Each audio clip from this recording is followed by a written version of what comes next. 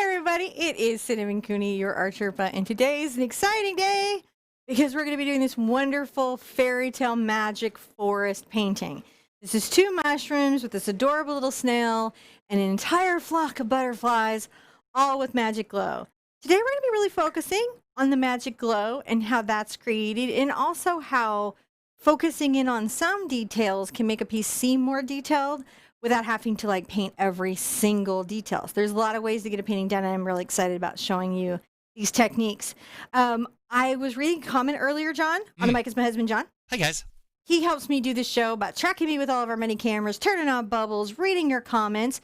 If you have a question for the show, it might get answered. Fun tip, you want to put your question entirely in caps. It gives us the best chance to see it during these active live feeds, and you never know. You might hear your question asked to me on the show. And also remember that there are moderators that are here to help you. They're here to help you find links. They're here to help you locate resources. And sometimes they have the answers to your art questions. They've been with me for a really long time. I'm excited about today. Yeah? Yeah, I am. I'm excited too. I'm excited about showing you guys this piece. This has been a very popular piece. Oh yeah, I was the painting from the reference photo. I was reading a question earlier asking me about painting from the reference photo and saying that it felt very intimidating to look at a photo and then to paint. And that is part of why I started using these digital collages that I build or licensed reference photos, because sometimes when you see a photo, all the detail, all the information, it becomes just too much. It's overwhelming. And you won't take on that project. But I think if you come and even just watch a few of these shows, you're going to see it's actually a simpler process than you previously believed, and that there's just a series of steps that we break down consistently every time to get a photo on the canvas. You're going to be painting from photos in no time. Mm-hmm. I'm excited to just jump on in. Let me sip my coffee. Are you? Yes, I am. I'm pretty excited to jump into. I have stuff ready, and I'm getting all my things together. It looks like we got stuff okay. I want to also dedicate this particular show to first responders. These are heroes that are out there every day, even when there's not a pandemic, saving lives and standing in the face of it, working crazy hours, being there all night, and trying to be that happy face on a person's worst day. And I just really appreciate them very much.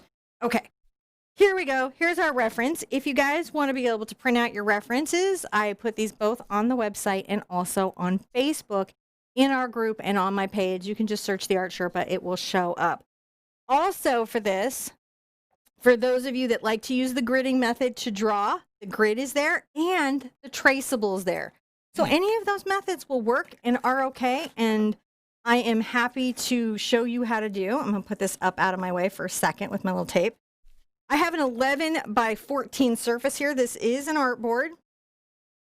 It's just nothing crazy or special about it. They're just nice surfaces to paint on. And if you paint a lot like I do, it can help you save space. You can frame them just like a regular stretch canvas. All of that's really out there.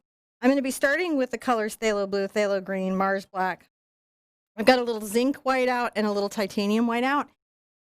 So there are more colors we're going to be using in this. And if you want to see what the entire palette is, really on any of my videos, if you click the more button to the information, I'm given 50,000 characters by YouTube to write things, and I like to use them all. I don't make you go to another place to get the information. I'm not trying to send you away. All you got to do is click it up, and it should all be there. I'll be telling you all the tools and materials I'm using throughout this process. Wishes. So today was a little hectic with wishes because we had wishes coming in the chat here and we had wishes in the group. Now, normally I get my wishes from the wish file in the Facebook group, which is the Art Sherpa official. I managed to get 1 or 2 from the chat today, and if I missed your wish, I am really sorry.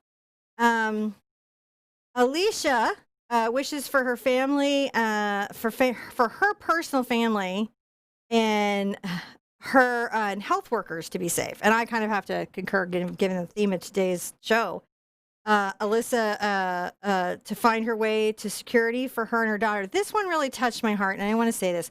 Alyssa's going through a hard time right now, and a lot of families are going through a hard time right now. And suddenly it's hard to find housing, and it's hard to figure out how to feed your kids, and it can make you feel like you're not the parent that you wanted to be. It can make you feel bad, especially when you're caring for another person. I just want to say my family has been through this. We've gone through it. We totally understand what you're up against, how scary it is. And I just want to say this one thing to you because I wish somebody had said it to me.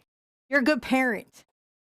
You are doing what you've got to do, and you should never feel bad about doing what you've got to do to feed your kid. If you're in there and you're thinking about it and you're trying and you're struggling and you're going for it, you are doing what you need to do. We got back on our feet, and I want to say to you, hang in there. It will get better, and you can get back on your feet, and you and your kid will be okay. Sandy for safe and successful brain surgery. Oh my goodness, Sandy, we wish that too. Very safe and successful brain surgery. Callie for support and love for 2 families in her community who are surviving a tragic accident. Another surgery, Mary Youngblood, quick and easy, successful surgery. I also wanted to say hi to the little brush in chat, Indira. Congrats on your art prize. It is awesome to be 11 in painting. And I saw Dana Fuqua. I didn't get to see your wish, sweetheart, but I'm just sending you love, light, support, and healing your way. That I just want the things that you need right now to make things better to come into your life. Again, if you guys hit the wish file, those are written down and I can kind of track them a little bit better. And then there's a husband and wife team that I know that watches the show, and I just want to say hi to you guys, and I hope your husband is out of the hospital soon. All right, let's paint the canvas black. I'm going to take a big brush, and I'm going to get black paint, and I'm going to paint the whole canvas black. Okay, while you're doing that, that's going to be fun and easy, guys. I was thinking. So while you were there, I was thinking, you've got a lot of wishes out there for some surgery stuff. Yes. You know, so I was thinking I'm going to send some big art hugs and loves to all the surgeons out there that they may have steady hands and easy sleep night before work. Yes. Just and a nice, may you have warm, cozy nights. Blankets. Yes. Just, you know, all your blankets comfies. be recently toasted. You know, because that's what you want to do night before preparation. Be all like ready. So, I don't know. I was just thinking about that. Oh, that's a good thing to think about. Yeah. I'm just getting a little black coat going on the surface. I wanted to get some depth going. We're going to do a lot of blues and a lot of deep colors. And I wanted to start with a nice dark surface so we can get a dramatic lighting. Sometimes when you're doing a dramatic lighting or glow piece, it's really helpful to start with a dark surface. Now, I was noticing it's a little streaky. Oh, I put a little water on there. Oh, okay. And I got a little streaky. But I got to tell you, it is... So the canvas was a little bit resistant. It's fighting back. And I said, mist. But all that is, whenever you see me use this spray bottle, it's just water, guys. It's not, there's no mediums in there. And honestly, you should never put an art medium into a mister bottle. Several of them should never be in your lungs. So, only water in the mister bottles when you're painting. All right. I think I'm ready to dry this surface. Are you? I think I am. I'm going to rinse out my brush, make sure I get the paint out and put it aside for good washing after the show. What is the number one thing you can do to save money in art, John? Best tip you're ever going to hear. Gosh. You can save a lot of money with this tip. Wash your brushes after every painting session. Get all the paint out of them and lay them flat on a paper towel. Okay, that was going to be my second guess. So, my first guess was going to be to upgrade your white. But because a good upgraded white goes really far, and it, you know, your more basic student whites don't get as good coverage. So she says that a lot. I don't know. I'll have to ask her when she comes back in, because that's what I was going to guess. Anyway, don't use heat when you're drying your surface, because as you see, that will go from this deep black shiny to a more matte gray, and it won't be quite as deep. And that's a natural thing that blacks do, mostly because they want different sheens. So I'm trying to remember. I think she's using. I'll have to ask. Cinnamon, which black are you using? I'm just using Mars Black. Now, is it the shiny or the matte one? Mars Black tends to be a very matte black. Okay, that's what I thought, because your lamp black can get a little deep and a little shiny. It's a little deeper, a little cooler, really quite lovely. Oh my gosh! Made from like soot and stuff. You know, you have bubble in your hair, but we need to give you more bubble. All right, let's more bubble More it up. bubble you? Bubbles in my hair. Because you need more bubble. Because Barbara sent some big love. She says, I think I need to do Look, this one on a my big canvas is camo. It is. Barbara. So it's there. We can see it. And Patty says heat and shifty colors, PSA, and bubbles. She's just loving it. Oh, thank you guys so much. I really appreciate that. Yeah. So we have this dark surface, and we want to get kind of a nice little background going. I don't need to paint all my background because we have some foreground here in the picture. So what I'm going to do is I'm actually going to freehand a lot of this in. And I'm just going to use some measurements from my grid to help me, but I'm not going to be as particular as maybe I would normally be. So I'm going to make a mark 7 inches down from the top. That's about just under 18 centimeters. It looks like it's 17 and a half centimeters about.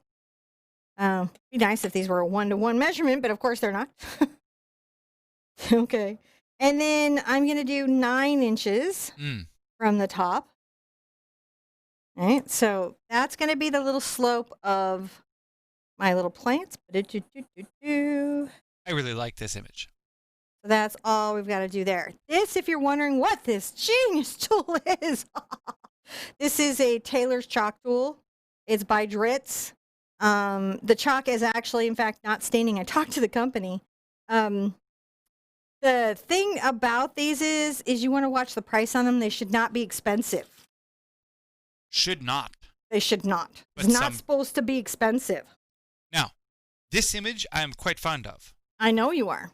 This is a good image. I'm going to also kind of sketch in a little bit of a thought. That hue over there.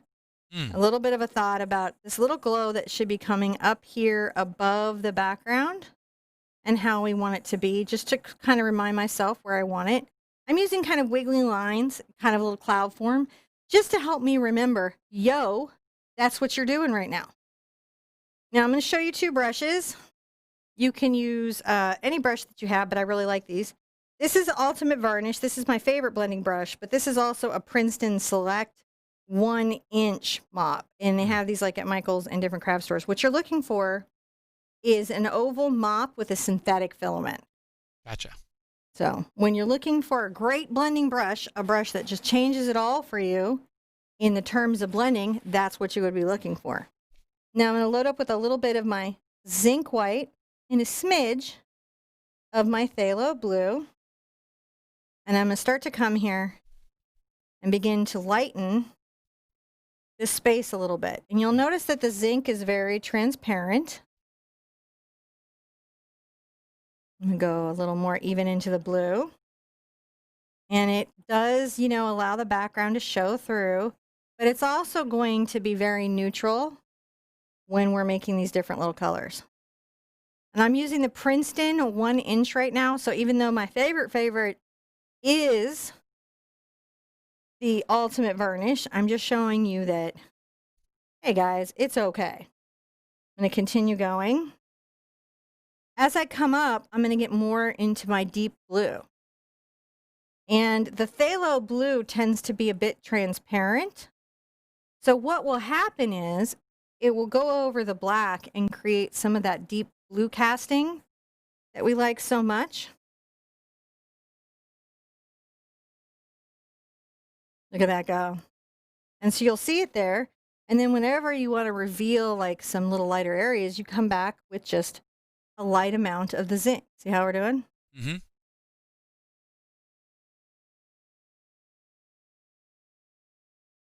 And you come over here. Again, very dark area over on the right-hand corner side. I'm brushing out all the paint that's on my brush. I'm going back and forth. You can kind of see I'm doing a brushing back and forth motion. Brush is damp, but not wet. Surface is dry. And the softness of this brush lets me blend the surface. Now I'm able to blend and soften these lines. And that is a big component of glow. When you're trying to get glow effects, especially in acrylic paint, what you're fighting is the hard edges. Now I'm going to add a little green into my blue. It's going to give me a bit of a, I would say like a turquoise. And come up here on the side here with just a bit of that green cast to the mix. So I get the green into the blue, my phthalo green into my phthalo blue, a little bit of my zinc white. Fun tip, and I have a whole video on all white paints, right? All the different kinds of white paint. It's just the basic, quick, and you just like what you got to know at the art store. Zinc white, tinting white, mixing white, close enough to be the same thing.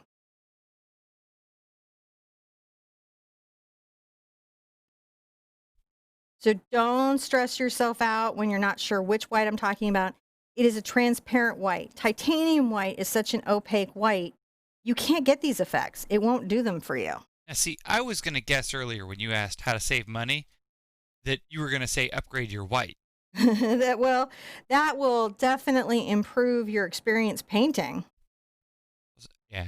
Yeah. And you'll find that your white works better. And so in that you save money.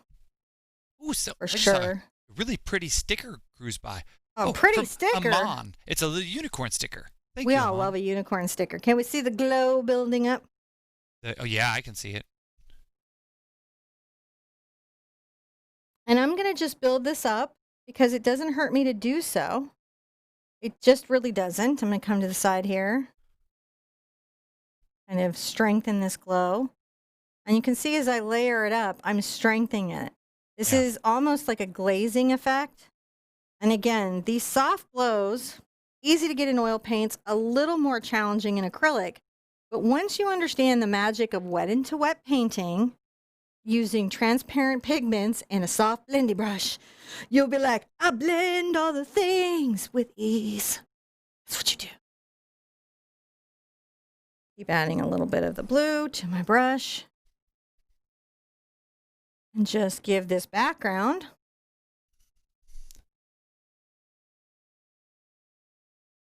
that almost, oh gosh, like deep gem color. So if you're using very inexpensive paints, some of these techniques can be a lot harder because the paint isn't very pigmented. So one of the things that you can do is you can upgrade the less expensive pigments, right? Because the reds tend to be more expensive than, say, phthalo blue. Phthalo blue is a very cheap pigment in most people's paint lines. So you can be like, all right, I'm going to get myself phthalo blue and some good white, right? And maybe a good yellow, and then upgrade slowly over time, only when needed. Okay, now I'm going to also bring some of my tintedness kind of under here because I know I'm going to have the foliage, and I want to make sure that we see the foliage.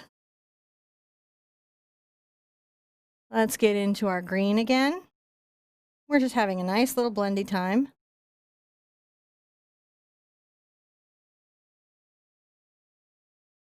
Let's get that green out there, blending in the green.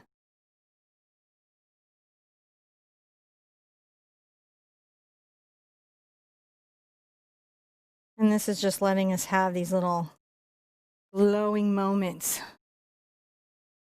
Glow, glow, glow, glow. Mm-hmm. Again, I haven't even switched into another brush. You haven't really needed to, have you? I don't really need to with these good brushes. I don't.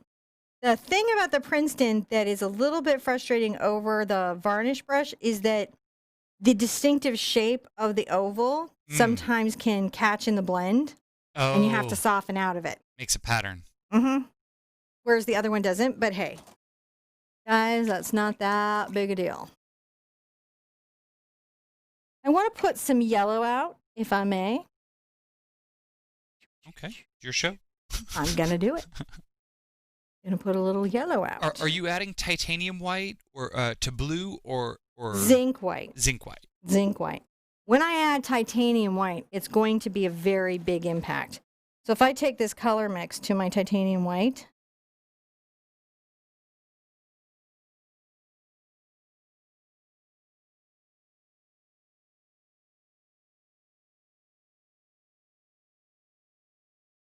it creates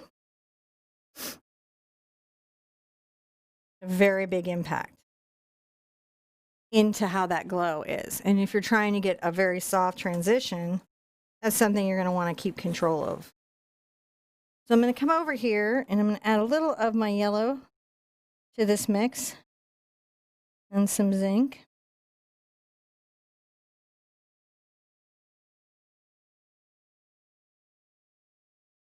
And I'm going to add these little wispy marks. Can you guys see these? Yeah. These are like zoom our in on it a mists. little bit. See. A little mist. And the brush stroke is just kind of a little flicking. They're wonderful to do. You can go up into the dark areas, and it will make it feel like there's a bit of a mist coming up here and there.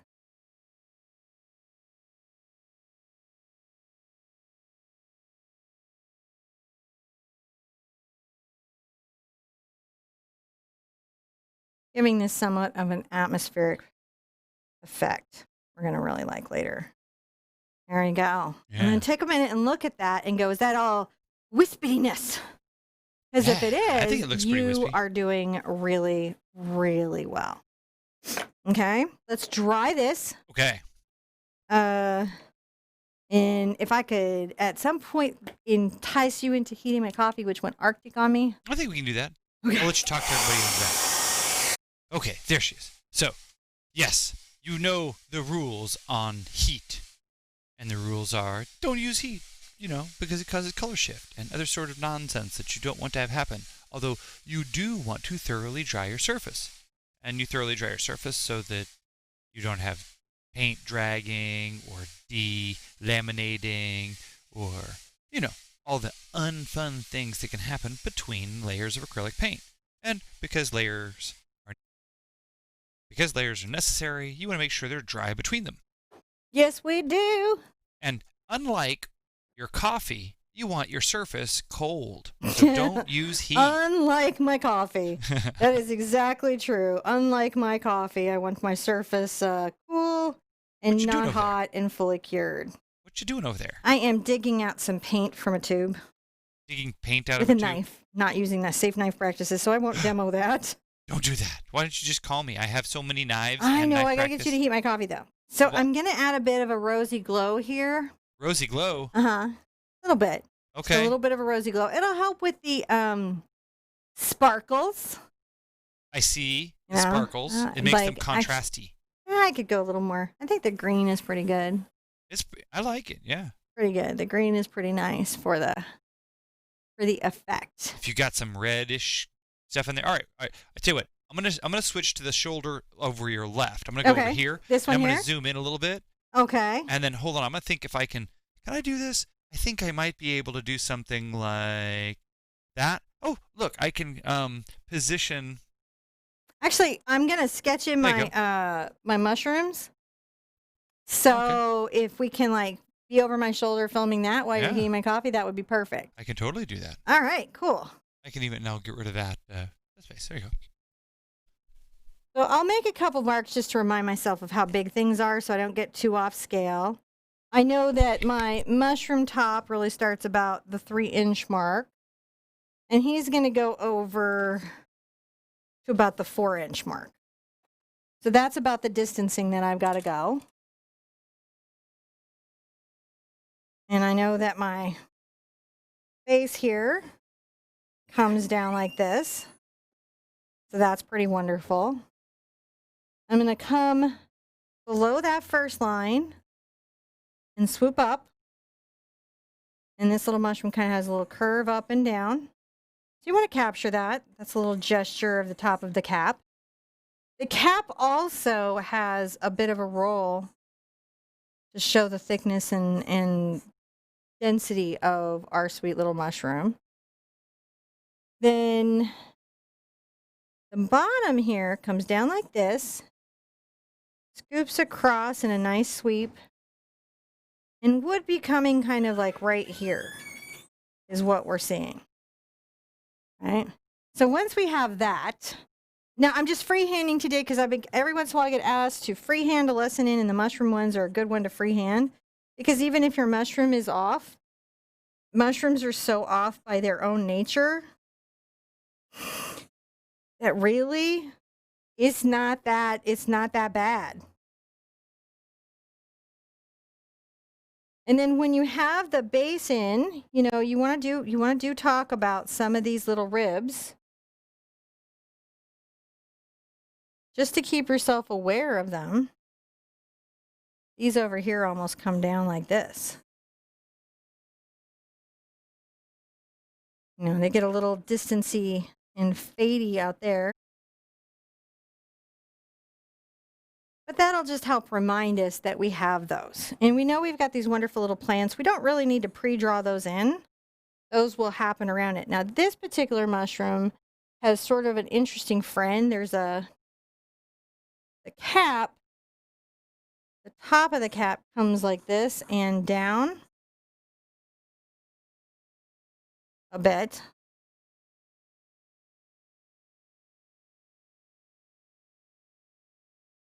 And let's get an ellipse going, because mushrooms are often a type of ellipse.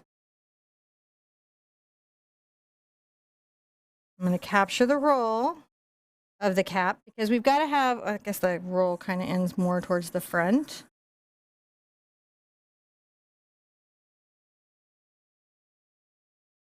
When we have that in, much closer to the bottom on this one, I'm going to bring the stem. And that will actually change how we see the ribs. The ribs on this one end up being much more pronounced and noticeable as we go forward. Not bad.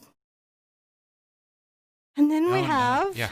Christine's loving this. She says she loves the glowing effect. Go forward and sip some of my coffee before I don't enjoy my coffee. Isn't it fun to sketch things in? Sometimes it's fun to sketch things in. Well, Christine was saying that she loves the glowing effect, and she's trying to learn YouTube, but she sent lots of love and support, so thank you very much. Thank you. We always appreciate, and the donuts, and the emojis, and the shares, and the comments, so thank you guys. Thank you very much. And thank you for showing up for things that we do. Thank you for coming to the water classes.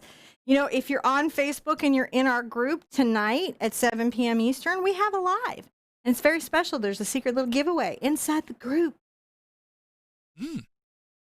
So we do those a couple of times a month. So, I just appreciate everybody coming and participating and just bringing their positivity. Me too. I'm also appreciating this nice cup of coffee. I figured that you just take a little moment. We have all of our wonderful stuff here. So if you were just taking your little moment, you could just be taking my little moment. Well, after last night's technical issues, we're between my lazy Susan, which was going around and around on people, and you dancing my frozen head. It was a lot. I think it was like being a little bit at sea and learning how to paint. Well, I think it's funny because we have at any given time we've now got 2 studios, and it seems like one studio is broken when the other studio is working. So Cables will be here today. Yeah, Cables will be here today. We'll fix the other studio, but inevitably this studio will say, you know what? No, you're going to have to do a $300 upgrade on all your cameras today. Always. Per camera, because it needs a new thing. They do count the per camera, don't they? They do. I'm going to put my little snail here. I'm going to kind of capture in his gesture. I like his little bend to his little head. I'm going to put that in. And what this is the paint isn't entirely cured, so it's not wanting to take my chalk, and that's fine. We talked about that earlier. Yeah, if it isn't kind of totally cured, then it can be kind of an aggravation. But I love snails, so I'm pretty familiar with them. They're one of my favorite things personally. This in the world. I like this perspective. It reminds me of a video game I like to play. Which one? World of Warcraft. Oh, because it does have a little bit of a World of Warcraft feel, doesn't it? It feels like Zangarmarsh. It does. I'm pretty good at painting Warcraft. Like if you just added orc riding that snail. It would be the thing. It would be, then you would be... Actually, how about a panda? Because then it would be you. These would be very giant, aggressive butterflies, though, just to say. There's some rough areas of Zangarmarsh. Just, there's some big, pretty monsters. I'm going to loosely sketch in my butterflies just so I know where I don't have to really get a little overly wound up in the painting of my mushroom. I like doing in perspective butterfly wings. I'm going to do that kind of in perspective. This is going to be a really good exercise, and you're just getting the shape of what these little butterflies are like when you're trying to do them. Because, sometimes it's hard to remember the shape. I'm going to pull this down. The shape of the little butterflies, isn't it? You'll be like, and when I was clipping these in, because I grabbed all these different butterflies in different flight positions and made some of them far away and some closer, I was thinking, why am I putting in so many butterflies? I'm not thinking this out at all. But the truth is, butterflies be fun. So why not? I said to myself. Now we're going to find out why. Why not? It's going to be what we learn, isn't it? We're going to learn why not. There's another nice little kind of forward-facing butterfly right here. We'll give him a nice little sketch since we're at this anyways. You don't have to be too beholden to the reference. Again, this is a digital collage that I make. I do some digital work before I do my paintings. Yeah. And I feel like reference photos should be that. They should be references, but they shouldn't be something that we have to just be stuck representing. You should be able to do these things, your way. You should be able to Sinatra this. I want to dry this and see if I can get a better chalk on it. Is that okay? That seems totally good. Then when you get back, I got a question about warping boards. Oh, yeah, I've got an answer. Yeah. Okay. Yeah. So what she's experiencing is the surface isn't dry enough for the chalk to smoothly come off of the sort of chalk crayon there, and come onto the surface. So instead, it's just sort of smearing into the acrylic, and the acrylic ends up kind of covering up the chalk and making it so it doesn't come off the little chalk thing. So there. Oh, wait. You muted. Hi, you did? Yeah, you were like hair drying stuff, and then you like came back and started talking fast. I did. I'm blurty like that. Okay. If you guys enjoy this painting today and you want to do one that's going to match it really beautifully, search the Purple Pixie Art Sherpa.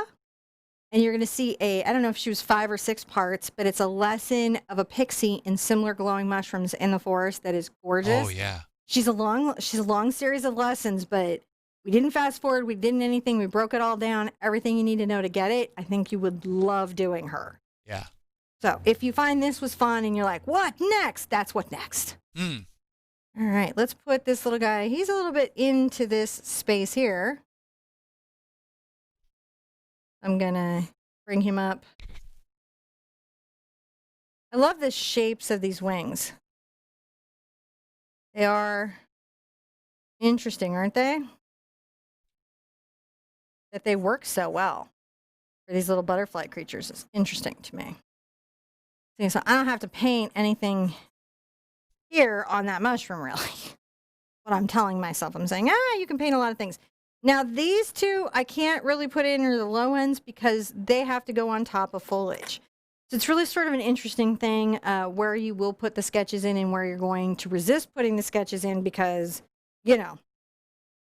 foliage. I'm going to put out a little bit of cad red as well. I've got my other yellow out here. And just in case, I really like to use yellow ochre whenever I'm mushrooming, and I have a little bit left, so I'm going to go for it.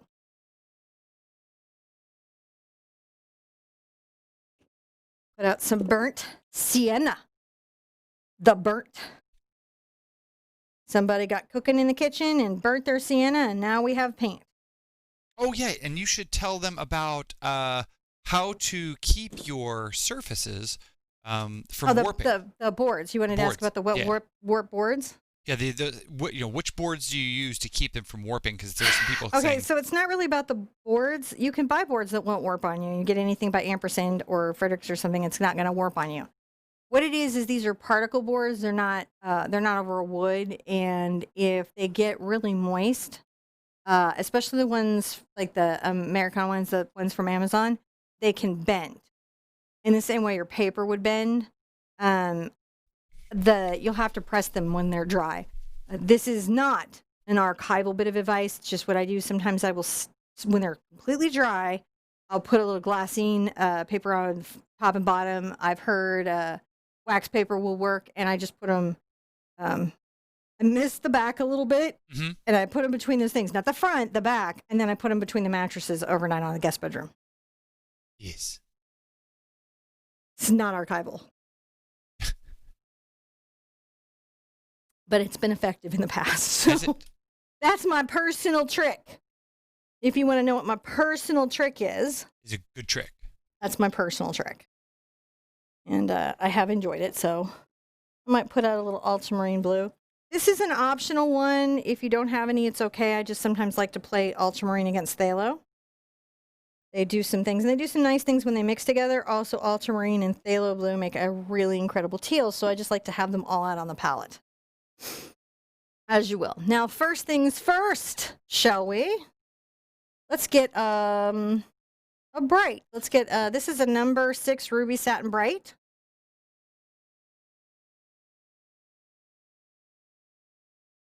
I'm going to take a little of my cad yellow. And I'm going to mix these two together. And interestingly enough, I'm going to take purple, and I use purple to gray and darken my yellow. What? I know. And I'm going to paint in the lips of the mushrooms with this color.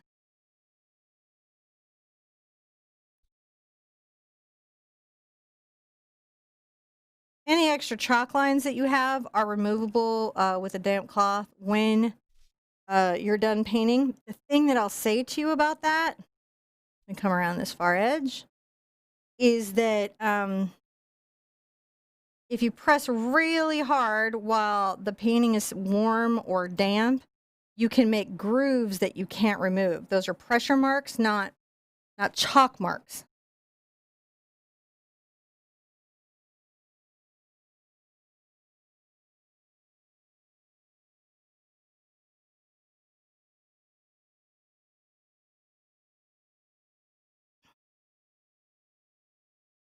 I'm going to get a little white into that.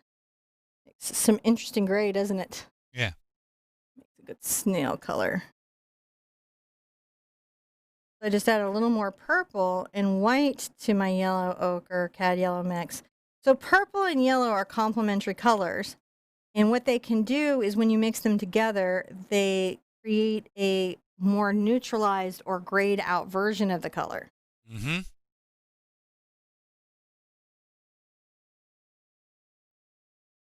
I'm just going to get his basic shape in.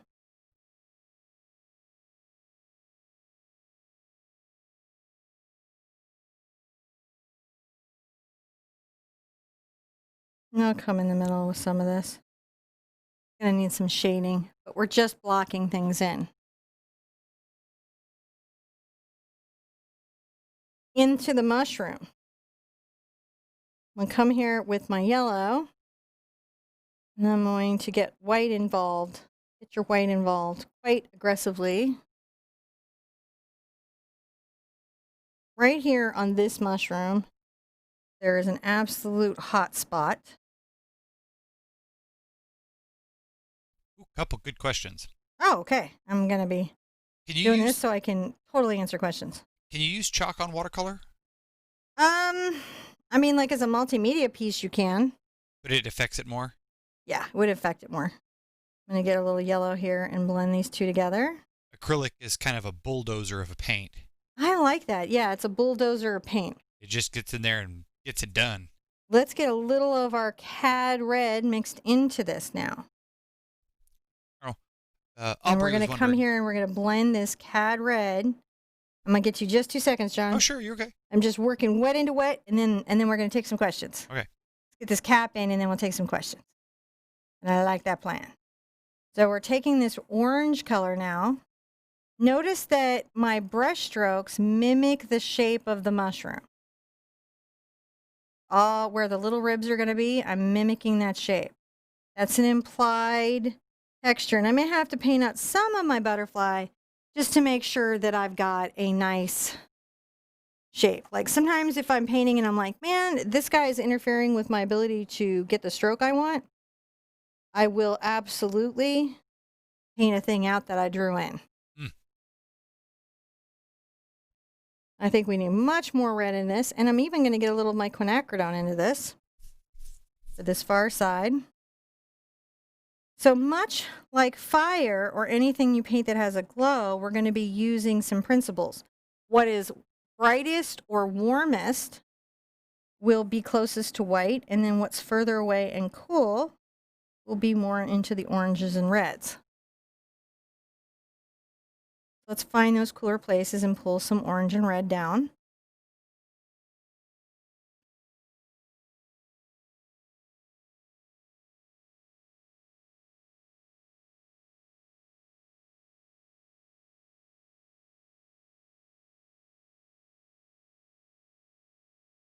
And rinse out.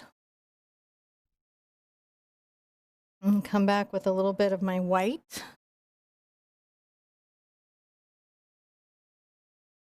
I'm gonna blend that in right now. Thinking about that. See how that instantly looks like it's a more glow? I do. I rinsed my brush off and I'm gonna just seam these two edges which are still wet together. Just trying to start to create that little blend. I can always get into my yellow.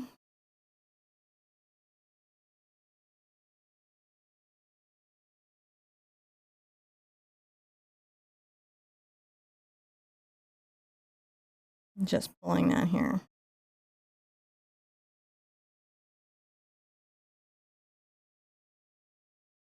I'm down our stem.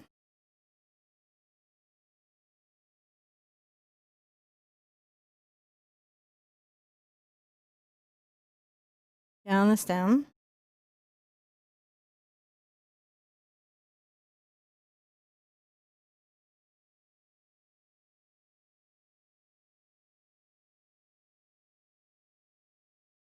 And we'll add some of this cad red. This is a cad red medium, and we're going to add some where the stem is cooler. Think of these as fire mushrooms, and it might help.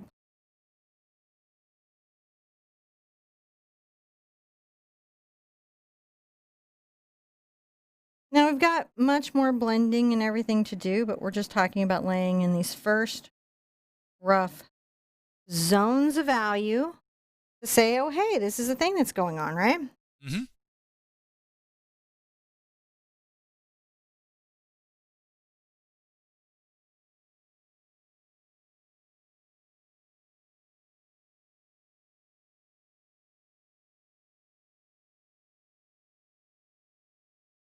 And just painting on this side as well. Not bad. Not bad. Similar business over here, shall we? Yeah.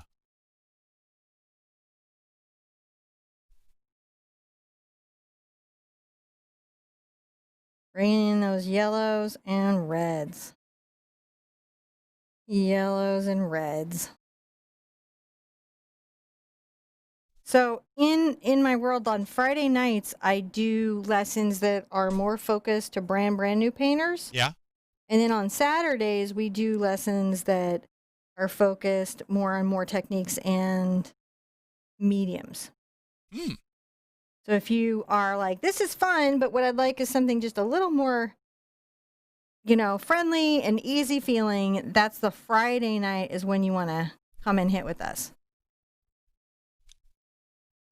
Right now, you don't have to be perfect, just get the rough sense of it in.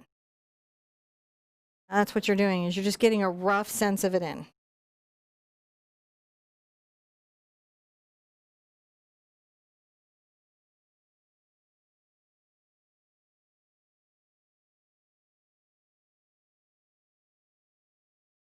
Again, if you're painting really inexpensive paints, you may find your yellow is not being nice to you. Paint your mushrooms white first, if that's your experience. So if you're here and you're like, dude, I'm going to need 1,000 coats of yellow, paint your what? Dry it, just paint your mushrooms white first and start again.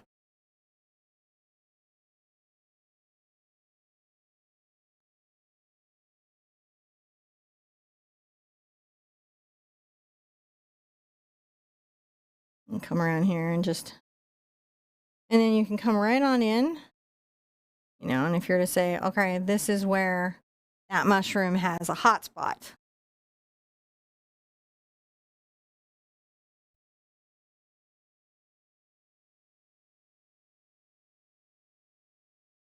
And that's where that mushroom has a hot spot. And we get away from it, you can start to see it. Oh, yeah. And Aiden sent a rainbow. All right. Now we're going to have to paint the lower area. Oh, wait, I got to do stem. Stem it. Stem it. And then I'm going to paint the lower end. Then we're going to ask questions. So get your questions ready for John. And then when I finish the stem, he's going to ask me a few of them while we're letting the paint kind of settle and dry. And then we'll go on and paint the crazy pretty foliage. Just notice that I'm also something like while he's here, notice that I kind of curve this brush stroke when I'm coming in and going dot, dot, dot. There's a little curve in that stroke. How come you do that? That is an implied line in texture. And so that little curve of stroke suggests that maybe this is round. The two ways I have to suggest that things are round are value and directionality of stroke. And those directionality of stroke creates the implied line. It does. That's pretty cool. This kind of lesson covers a lot more of these types of things. Right. Than say our Friday night lesson. Yeah, the Friday night. So we're hitting a lot of these concepts a lot faster here, but on a Friday night lesson, we may not. We don't hit a lot of these. You might be introduced to one concept. Yeah. He's like, we talk about one. In a very friendly little groovy little vibe. You gotta go over there? Mm-hmm. Over here. All right. There you go. So I tell you what. So you can kind of see the glow starting to happen. You can see the glow. And there were some questions. What was a good question? Okay. There was a good one that came up here. Let me go find it. Oh yeah, Aiden sent a rainbow, which was pretty cool. I'll take the rainbow. I love a rainbow. And I'm gonna guess her name was Depshika.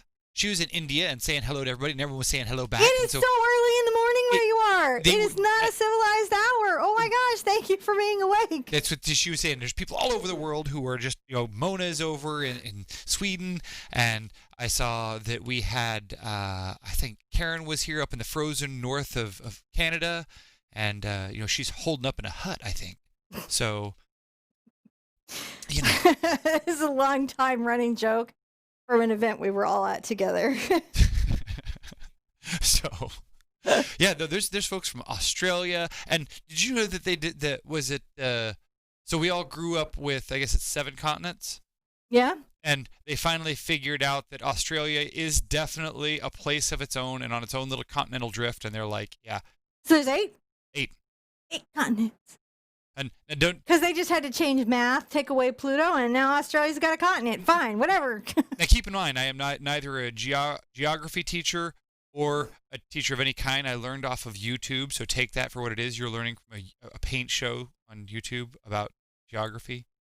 We don't teach math. My daughter comes back all the time with some class or another with something that we thought is true is like totally wrong. Right. She's like, this is wrong. You're so wrong, and you should know you were wrong. I'm like, cool. I'm the Han Solo generation. Let's just keep doing this. That's right. It's just... So, when your parents are Generation X, right? That's right. Completely different vibe. Ooh, that's looking pretty nice. It does look really good. Are we ready to get in? I think so. Okay. So down here, it's clearly like it's a very deep color. I'm going to get a bigger brush. I'm going to just get a bigger brush, really because I don't want to take forever painting it in.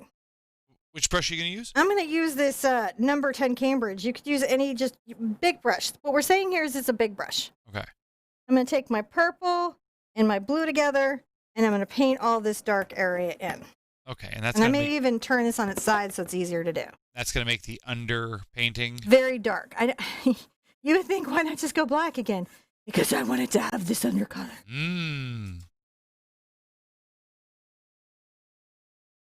Oxazine purple can be a chromatic black.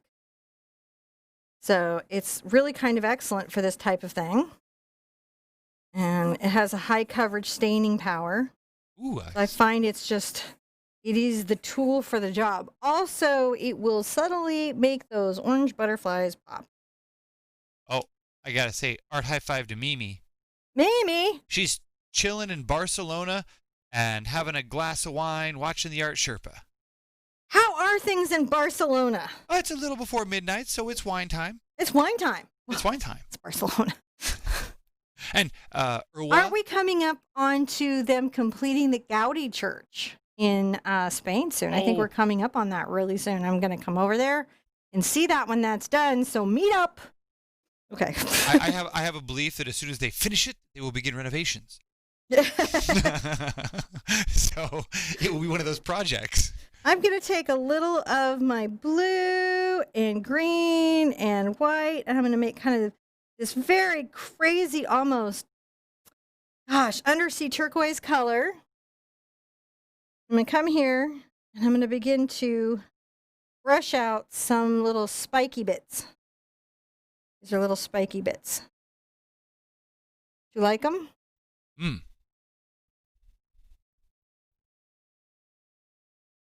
What's really cool is like the purple kind of drags through and then it shades it. It's like one stroke painting, but not one stroke. And then through here, I'm going to kind of also speak about these little bits of spiky bits that are happening, right? Because they're in deep shadow.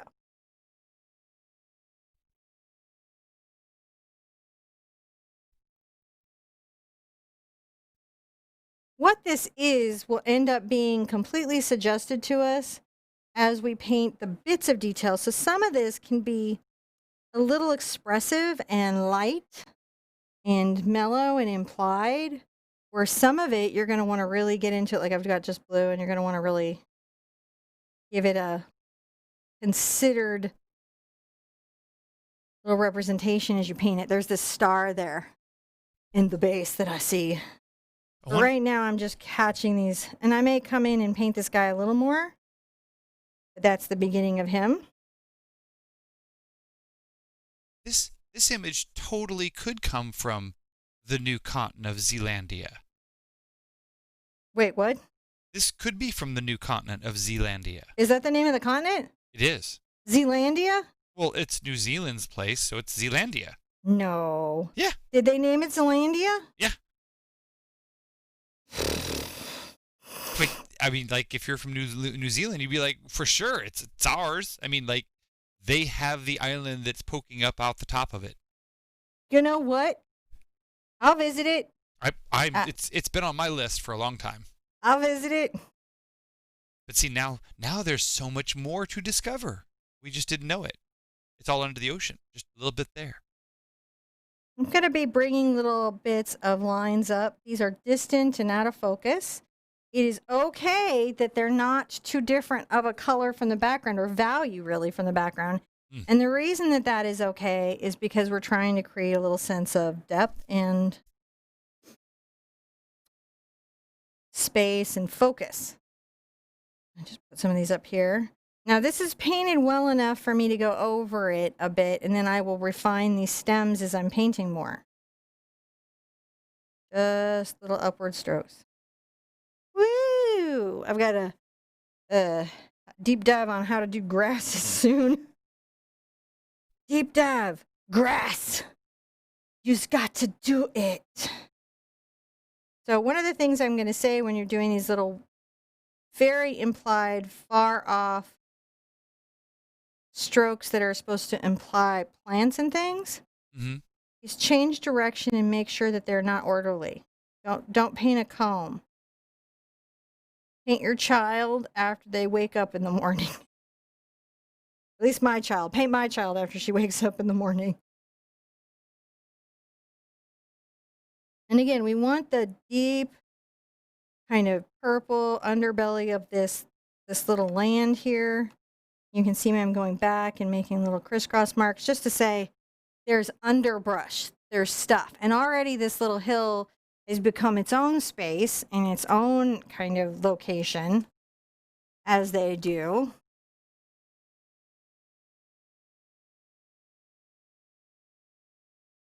Take my ultramarine and my phthalo blue. And I'm going to come here and I'm going to do a weird thing. So there's this weird little thing that sticks up. And I had this idea about it.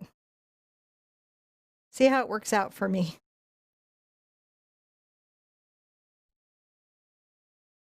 But it looked alien. It does. I didn't want to take it away because I felt like it added to the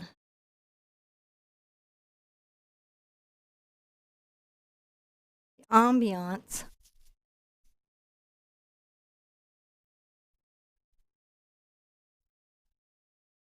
I'm mixing my phthalo blue and my ultramarine.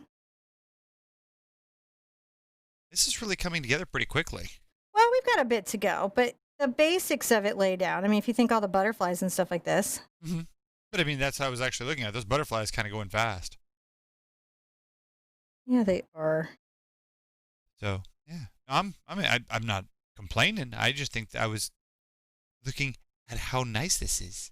It's just a fun thing, isn't it? If you'd like, when you're ready, we're about at the hour mark. When you're ready to take a break, I have all that stuff here too. Oh, that might be nice. Gotta not push. I know that, and I know that this one's, we've got at least another hour worth of work on it. Oh yeah, I think about an hour and 20.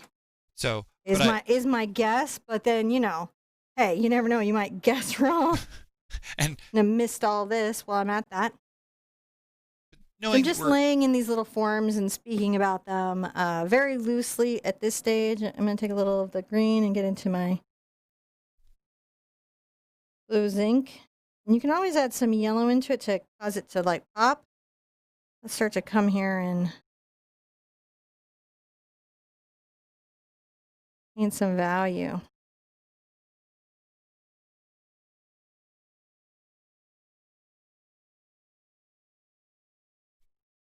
Weird little mushroom guys, right? Doing their weird little mushroom guy thing. What are they doing? We don't know. Doing stuff.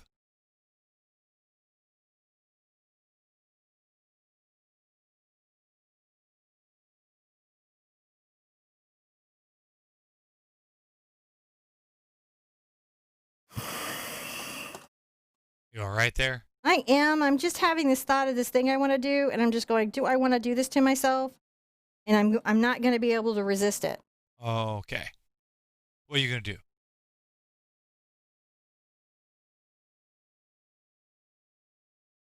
I'm going to paint little anemone-like things coming up from this. Like it's a weird alien plant. That's cool. You had to embellish? I did.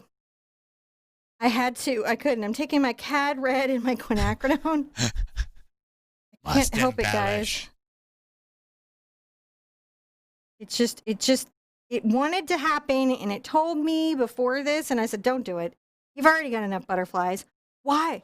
Why would you do that to yourself? And it said, because you're an artist, and that's what artist brains do. And I said, I'm not an artist. I'm an art teacher, and I don't have to do these. And it said, no, you're still an artist. You're going to have to do it. I was like, darn it.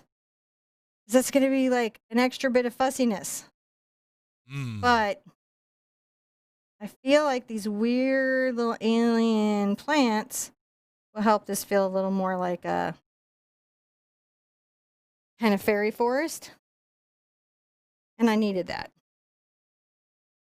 I need a little magic in my life right now. Your little friend here, he'll be maybe more closed. He isn't opened yet. They're kind of different shapes. And then I can always come into the red here, the yellow here.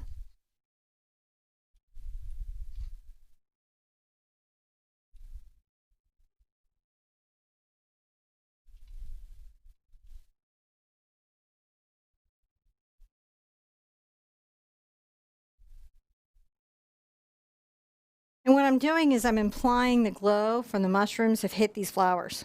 That's all I'm doing. And then When I get these done, I'm going to take a little break then, but I just wanted to.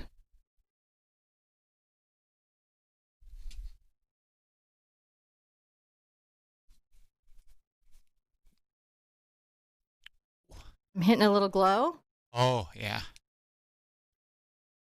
on the side that's facing the mushroom.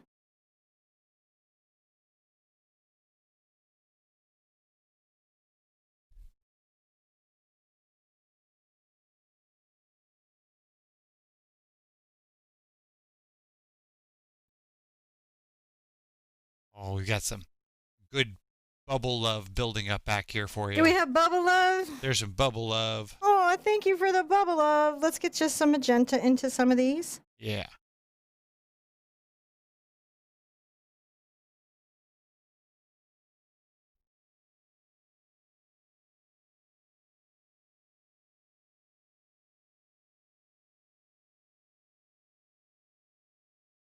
Some zinc, and I'm just going to catch some highlights on some of the little strands.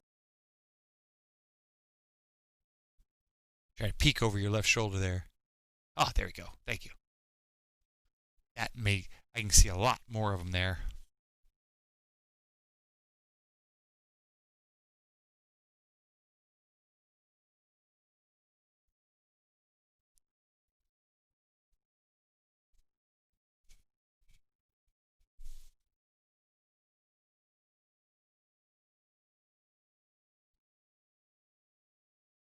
Now, if I dry this and then I can pop it, let me dry it real quick. Okay. Let's dry this. Dry it. Where's the button? There's the button.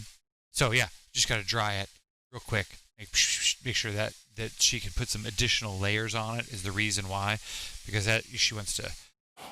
You just want to put more layers on there, right? I do. So whenever you're painting anything that's sort of like, say, alien, and you're trying to get that to come out, you're definitely going to have to think about those layers and what you've got going on there. I'm going to pull some of my pure phthalo blue into this.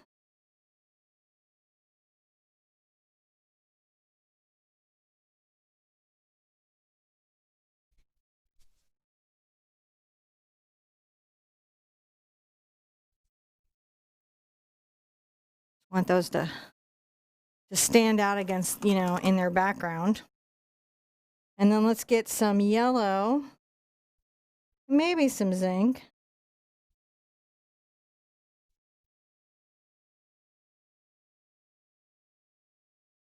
Let's add a few little reflections. And a bit of a glow line coming down the front. Oh, that's really nice. Many people are being reminded of the various places in WoW.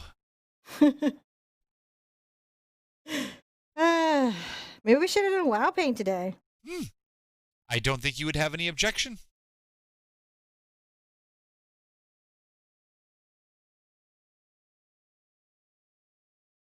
Where you imagine that light would catch some of the fronds, that's where you want to put it. Just imagine that light is casting over here.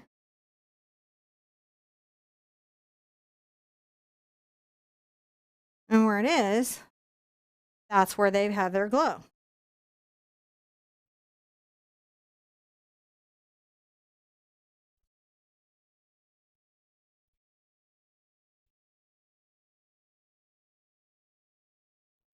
Just capturing that feeling of them being all aglow. And then you can even add, if you want them to really zing, get some deep purple and some red. And what you do is you add some deep shadow. Ooh. So that there's, sometimes it's not just the highlights that bring a piece together, but it's the way the deep shadow pulls in. That's true. So these are our alien flowers. Because, if you're going to do a weird little snail sitting on a mushroom with a bunch of butterflies in a magical forest, that's what you got to do. We got to have some of that, don't we? I agree. Some alien flowers. I feel like, heck yeah.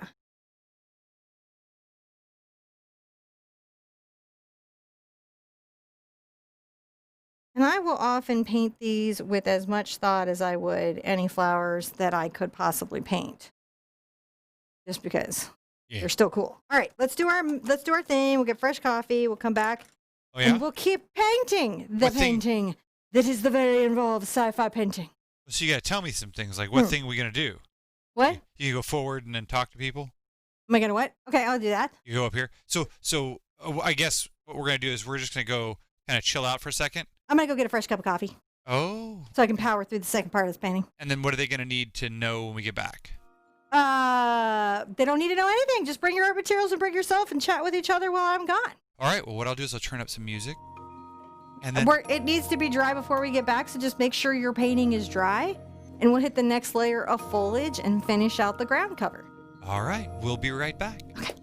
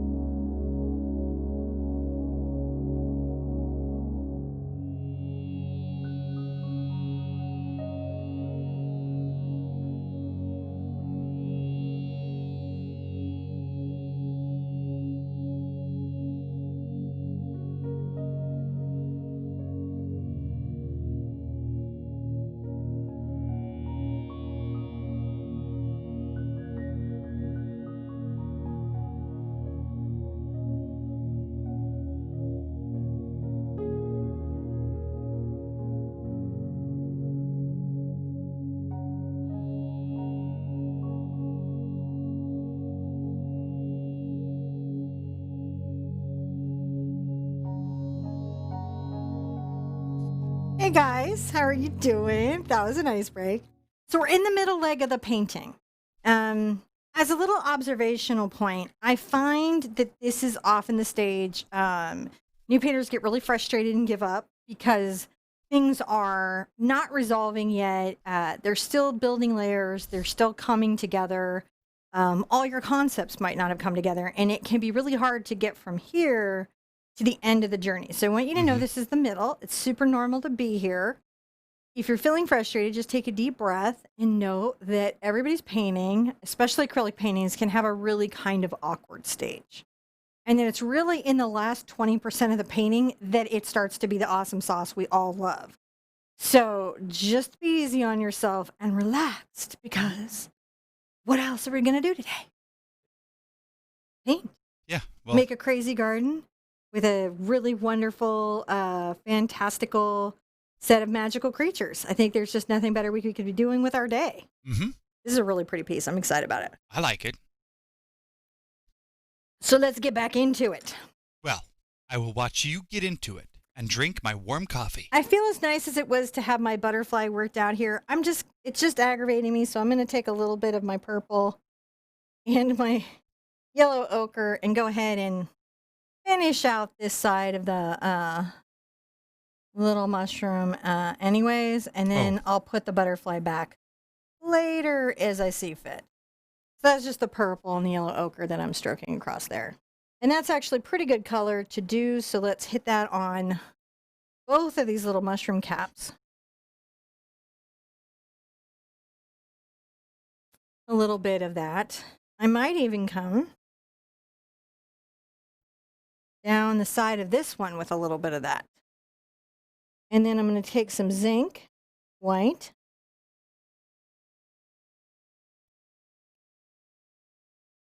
I'm going to start to pull across here a bit of that kind of shaded color. What we're doing? Mm-hmm. Just a hint of that. And purple into it. So that's yellow ochre and a little bit of Doc's purple. It's a very powerful color combo. I'm going to come over the top of my little mushrooms, and I'm going to add a bit of that zinc white, yellow ochre, and dioxazine purple. It's kind of over the top. Let's do some of that here.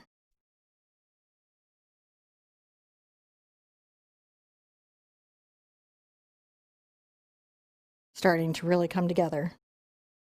You can always get a little of your titanium white and a little more yellow ochre into that mix.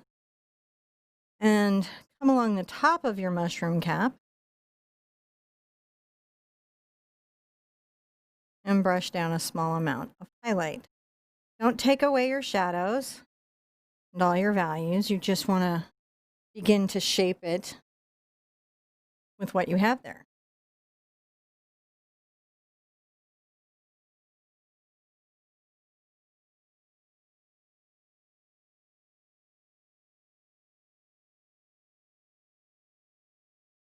Even coming along here, I'm going to add some of this.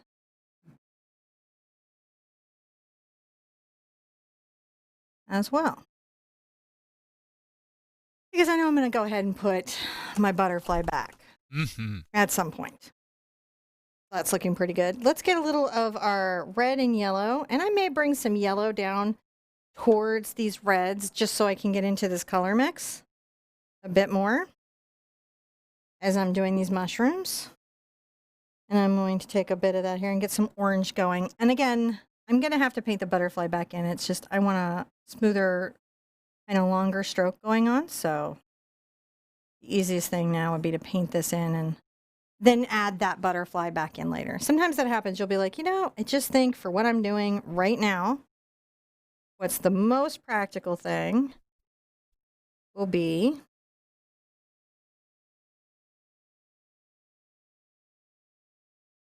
just blend these two. That looks pretty good.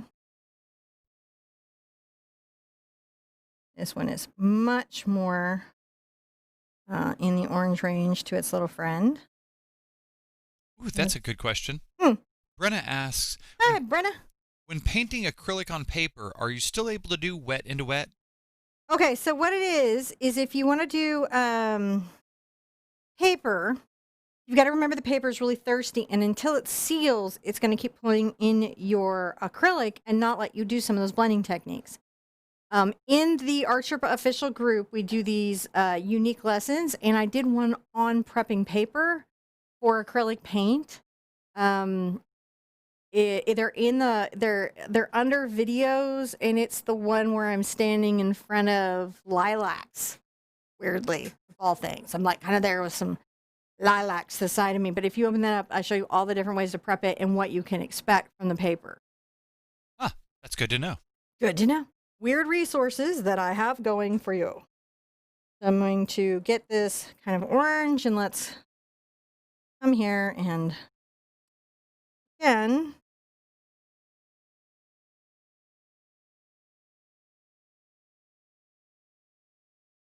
And that watercolor ground is different than gesso, isn't it? Watercolor ground is different than gesso. Gesso is a surface prep. It gives you a little bit of tooth for the paint to stick to. It can unify the color. It is not a sealant. It does not seal anything in any way.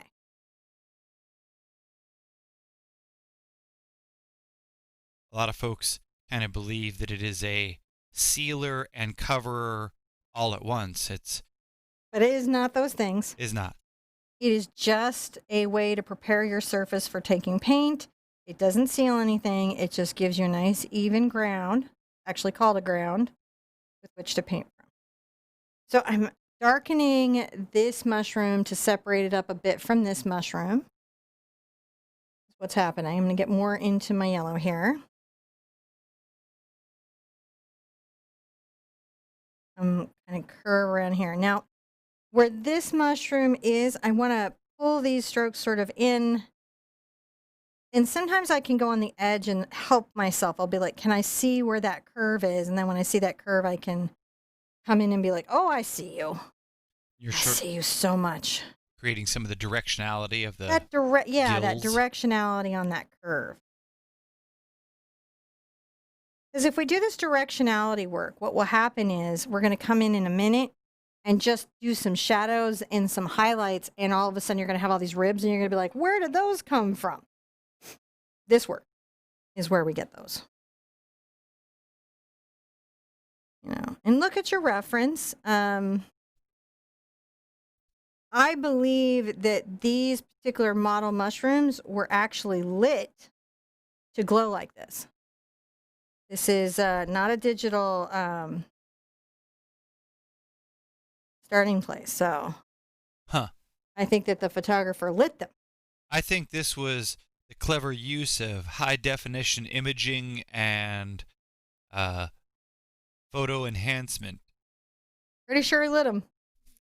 They may have started out lit, but they were. I think they shone a light through there to get where it would be and how it would go down the shroom, because that's pretty accurate about how it would come down the stem. Oh yeah, I'm not saying they didn't light it, but that's some magical light. There's some magic here for sure. I'm going to get a little of my zinc white and some of my yellow.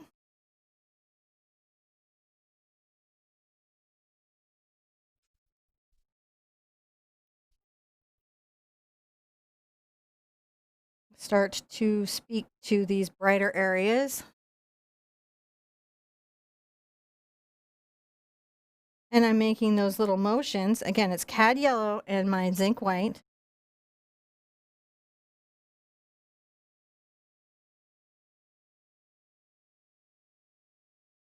John's very into photography, which is why he and I might debate how it was made. It's a side effect of my job. It's a side effect of his job. But he was into photography before the job, so. It's true. I've always collected cameras and taken pictures of things. And it's really only in the more recent years that I've started to understand the technical art of photography and why it's a significant portion of what I'm required to do. So it's a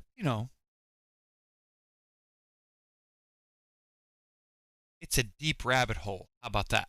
It is a deep rabbit hole. I believe that is the true. With sheer narrow walls. With sheer narrow walls. Also true.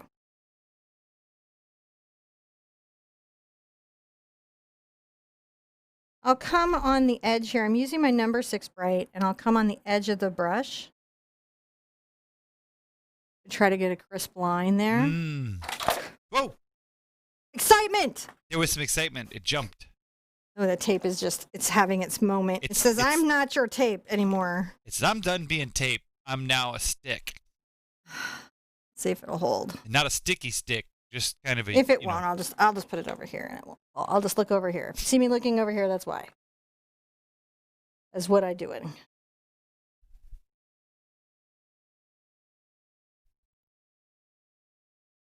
And what you see me doing here is all these weird little subtle light translations that are happening where I'm like, oh, I want to talk about that a bit. While that's having a dry, so I can do some poppy highlights, I'm going to do a similar thing here.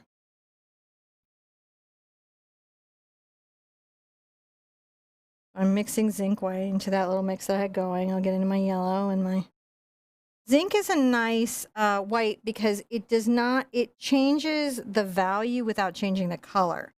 Titanium white can actually change the hue when you play with it, so you have to really think about it.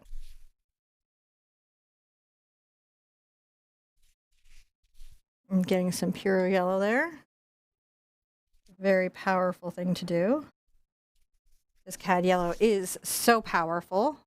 But you can see that they're just starting to glow, right? Oh, yeah. This is where we're going to focus our energy here, is in understanding and getting the glow to reveal itself to us. We demand that the glow come forth.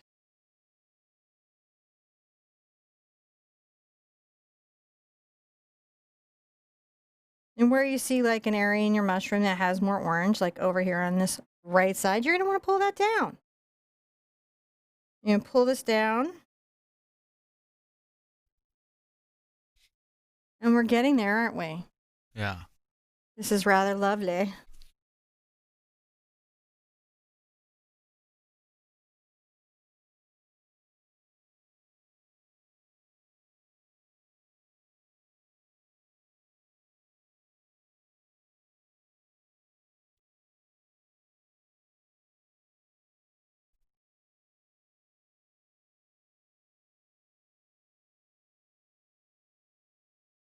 The same way that one paints a candle is, I'm doing the same thing here. I haven't really changed what we're doing. I'm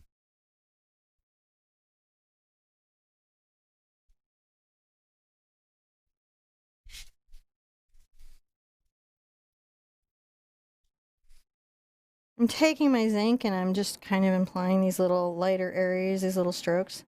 It's a subtle thing, but it has a lot of pop when it does pop.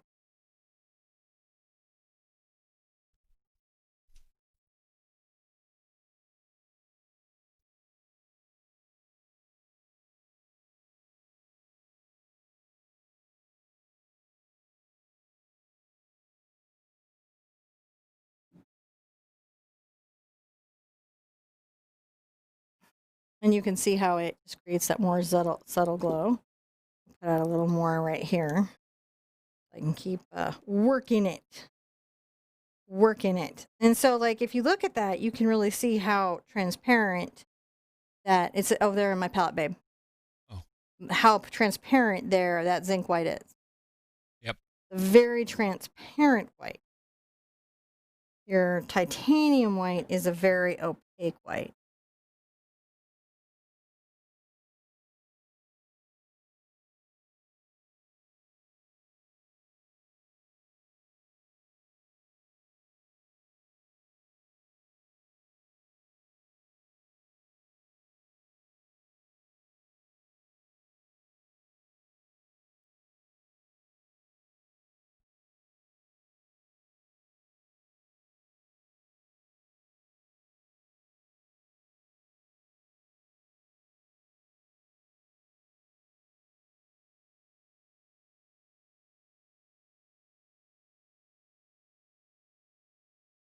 Just stand back, sip my coffee, and look at that. It is looking pretty good. I could take a coffee sip too. You could take a coffee sip too. It turned out nice. While that is having a dry. Yeah?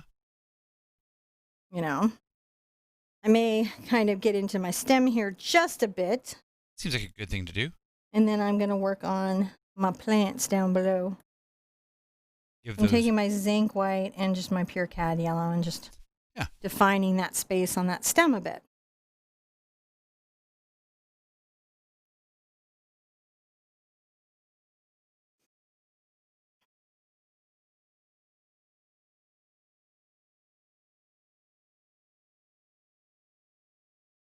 Kind of fun to pull the glow down the stem. Into the plants. Into the plants. So I come here, I'm going to get a little, this is my smallest fan brush. I'm going to see if this will do a good job for me. This is my number 4.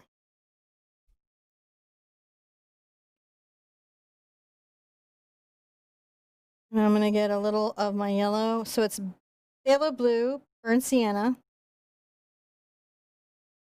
add yellow.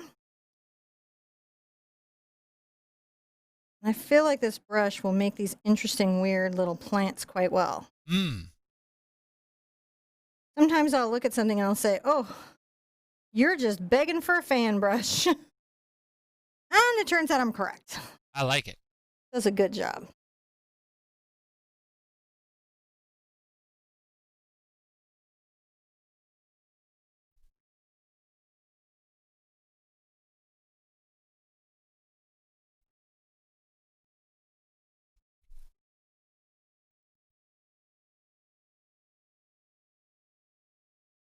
Wrong button. And just bring some of this. I don't want to take too much of the bright green everywhere. I want some of it and some with a little burnt sienna. I'm just making these rough bits of more detailed. Something is happening.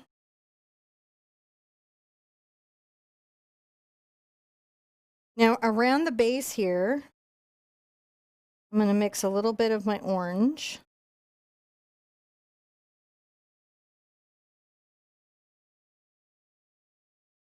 And I'm going to get it into my green just a bit.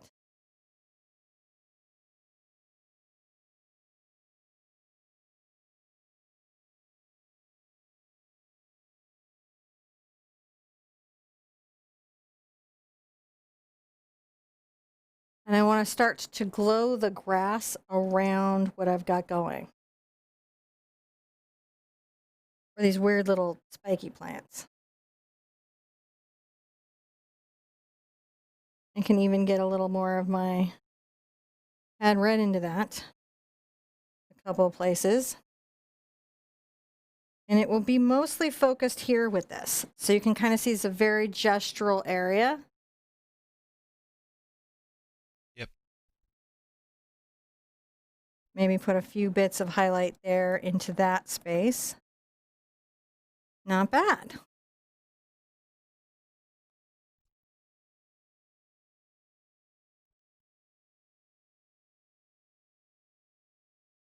Get a little of my blue and some of my titanium white. And let's come here and also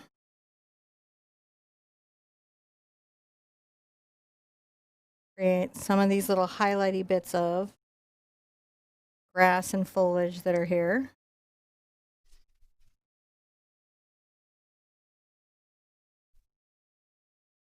I'm going to make these very rough. When I go back, I might get into a deeper blue, get into my ultramarine to kind of break that up.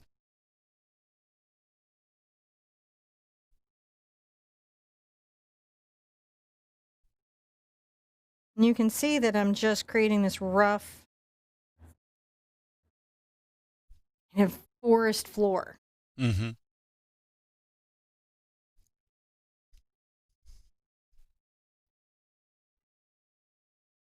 And the phthalo blue and ultramarine, they do play off of each other Mm-hmm. in a really special way.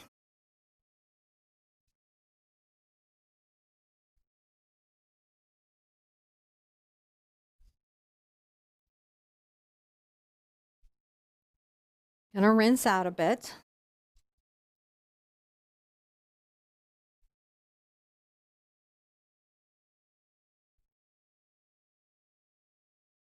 It's wonderful when it goes into this area, it goes very like green gold, deep green.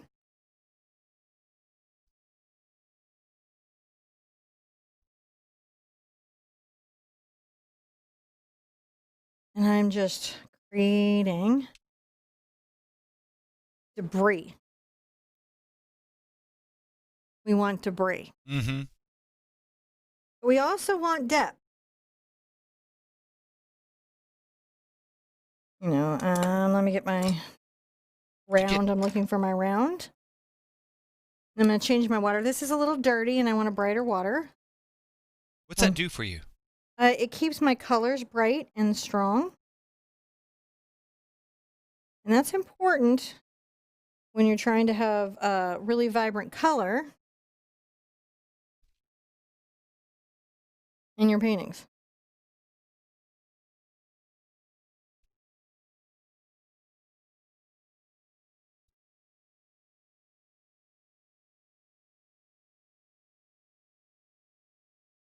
Putting little lines and different things to kind of talk about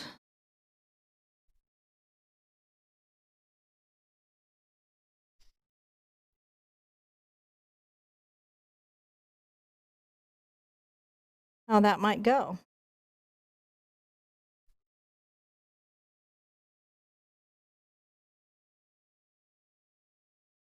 So I can use the big gestural brush and get a lot of texture and then come in with a detail brush like this round, paint in a few highlights of some very specific bits, and it will start to make that feel much more.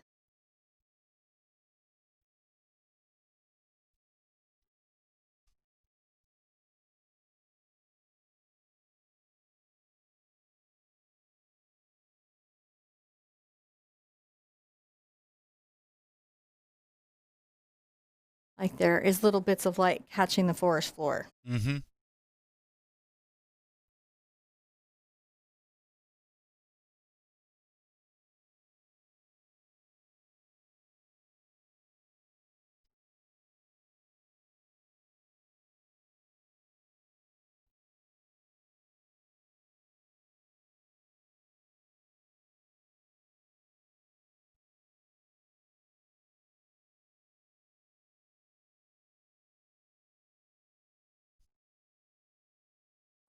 Rinsey, rinsey, rinse. While this is having a dry, I can take this fortuitous moment and come in and grab a little of my purple. I can, in my burnt sienna, and mix those together. And I can start to paint in what is his shell. Mm. So I'm going to outline that first segment of his shell. And then I'll make kind of a round curve little stroke.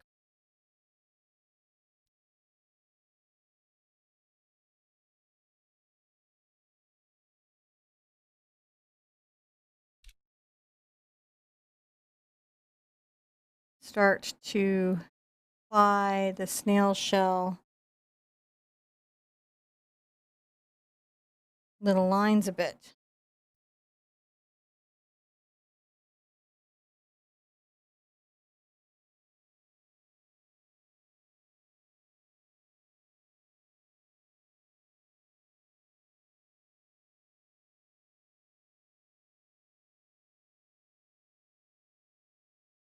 Now you have to wonder, is this a racing snail?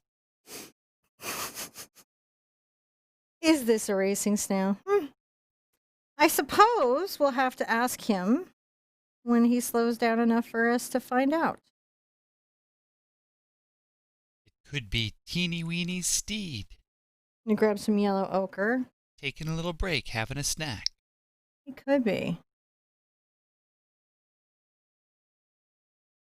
What I do want to make sure is that I have depth at his ridges. I want shadows at his ridges where the shell rolls out. So I come in with a dark color at first, a lot because that's the goal. Mm.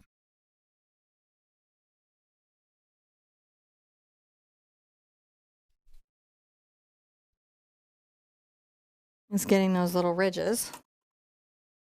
And then if you remember, we were purple and yellow ochre and titanium white. Wait, that's a zinc white, isn't it? For the snail himself. I dip in water sometimes just to improve flow.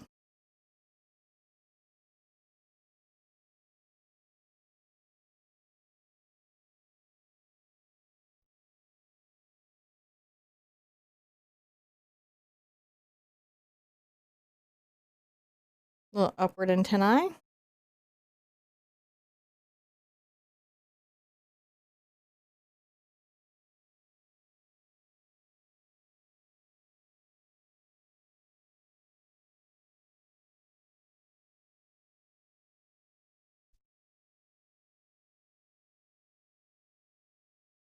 Little ruffle on his little skirt there. Mm-hmm.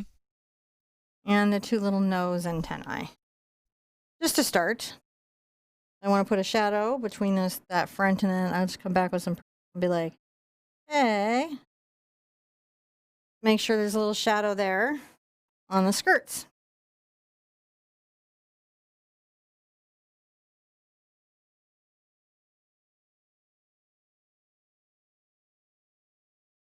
I'm kind of wiggling my brush.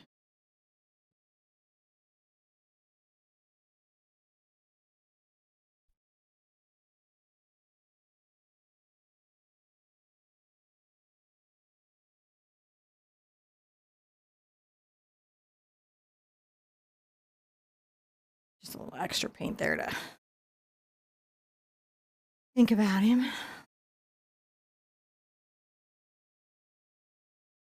Not bad. Now at this point, these should be dry enough for us to do our next bit, which is we're going to take our red and our yellow. We're going to make a deep orange.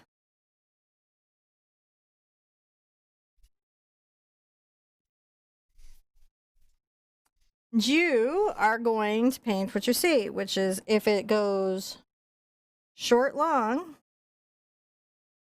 you're going to paint short, long. Oh, the gills. Yeah. Just paint what you see. This is a 2-pass procedure. Mm.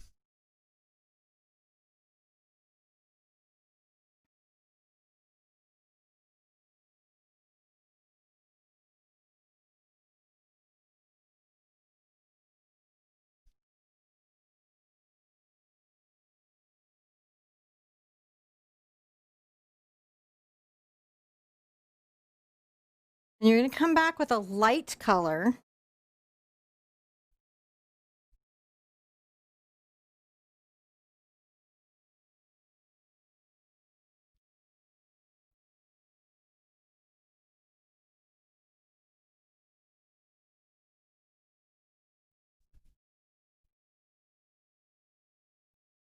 But we'll take the first dark color through both of these real quick.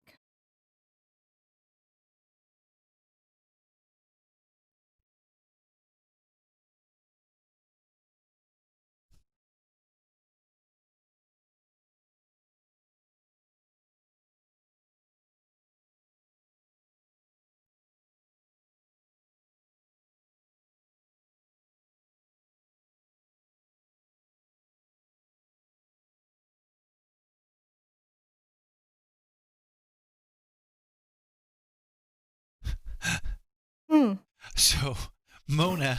Hi, Mona. How are you? She was telling me of the indigenous wildlife there. Uh-huh. And so they have a very interesting slug called a Spanish slug, which are also called murder snails. Murder snail. Because they like to eat dead plants and dead things. So that's just funny. Made me chuckle a moment. Is there another live today? There is in group. Which group? The Art Sherpa group official on Facebook will be live. And what? 7 Eastern, and we have a giveaway to announce. Oh, well, that's good to know. I'm coming back with a little bit of yellow in this sort of focal area. Just sort of shading some of what we have going on in the mushroom is what we're doing.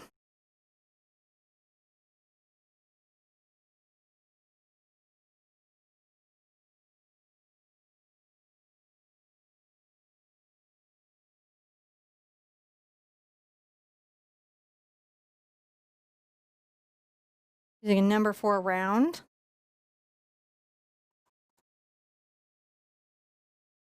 And put out a little titanium white with a big pop of color.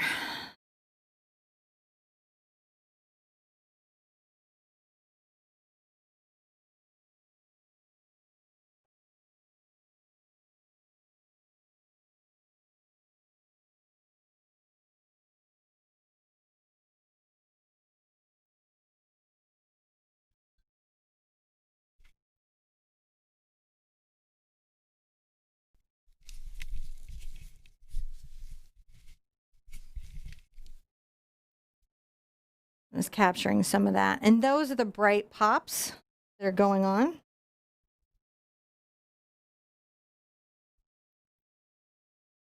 Get some yellow into my brush and continue to play to those roots.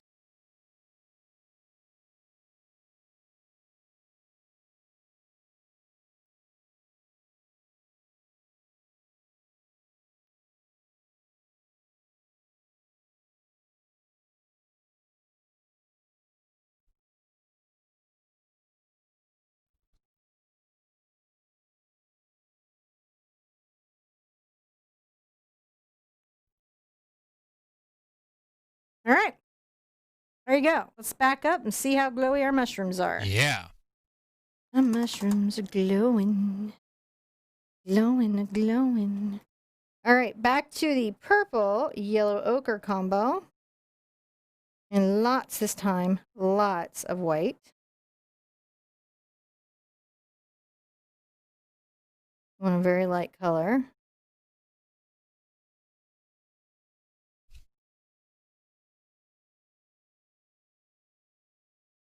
I'm going to use this a very rough kind of line.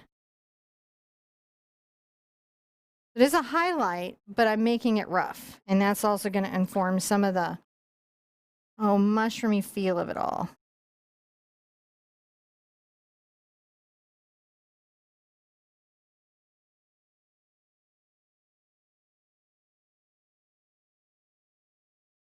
Be rude and get his little ribble there while we're at it.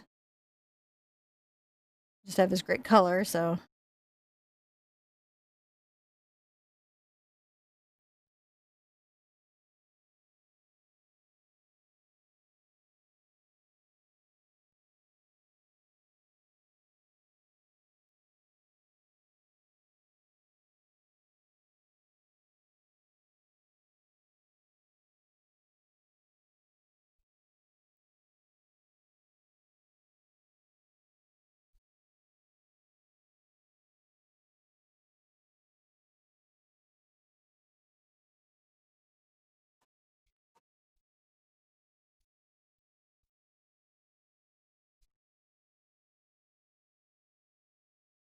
And put a little green into my orange.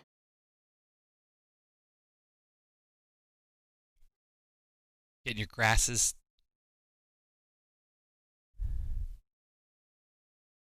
You're a weird little fungus thingy. You're getting deep into your thought.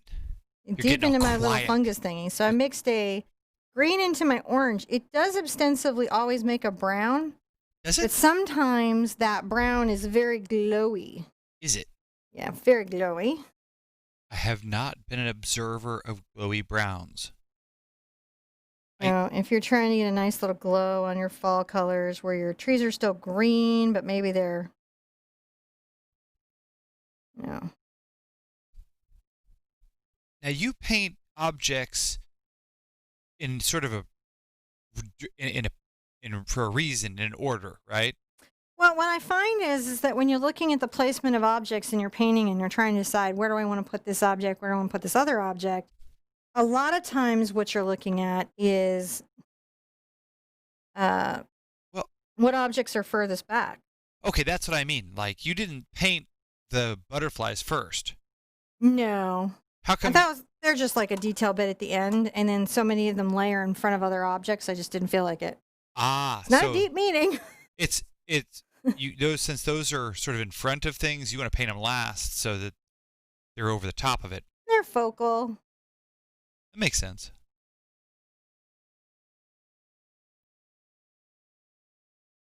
Capture some highlights. It's a little yellow and white, titanium white, moving away from the zinc. I'm just making sure that what's here has a bit of that so that it looks like it's a glow too.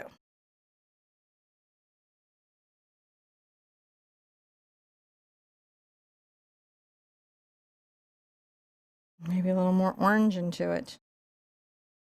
Kind of fun. You can play with these things.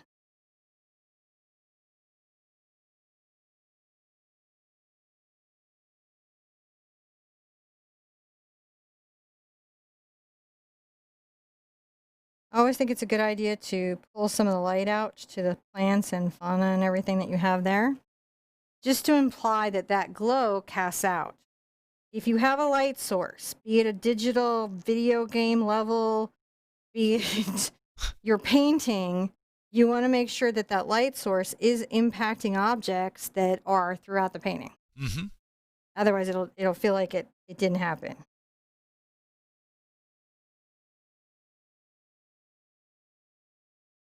And you want to make sure that that light source feels real.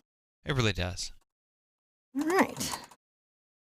Woo, I could microwave my coffee, and then we're in the last stretch. I think we're in the last hour of it. So I would say that, let's see here. We got snails and butterflies left, guys. How do you like your glowing mushrooms? I'll tell you what, let's look up front. Okay. Let's get some bubbles because Let's hit some bubbles. I have to do bubbles for Karen. Thank you, Karen. Who says this she's was a loving big the class layers today. She loves the layers and how it builds up on the image. I think that's pretty fantastic. This is really looking good. If you guys have the stamina for this, I would have pulled her out of the box that she's in. If I thought about it, you've got to do the purple pixie. This will match so well. Yeah. This will be like the purple pixie's pet. Oh, see, now you're waving. I want to give you more. Sherpa in the bubble zone. All right. So I tell you what, let's go over there. Since I know this has got a little thing. I'll let you come over here and get back to painting. Oh, well, I was gonna get some coffee. If I could get some coffee, that would be. I want to heat it up. Oh, okay. Well, I'll tell you what then. Well, I'll do this. I can come over here and push multiple buttons. I have some buttons here. Buttons. Let's get some little music in the background. Oh, music in the background. Get a little music, and we're gonna come over here and we'll say, "Hey guys, we're gonna be back in just a minute." Just a moment.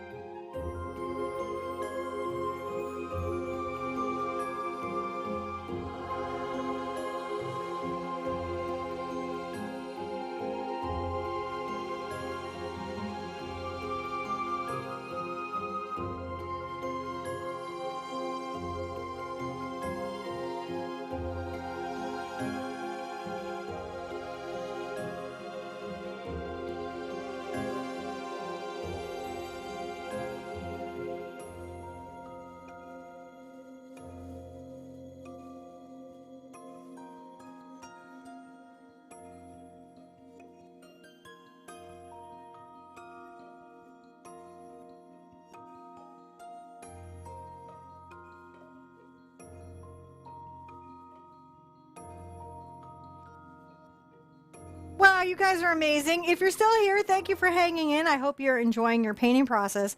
I sometimes think my coffee break lets everybody catch up a little bit. Mm-hmm. It's like, oh, she's got to get coffee. I can catch up a little bit.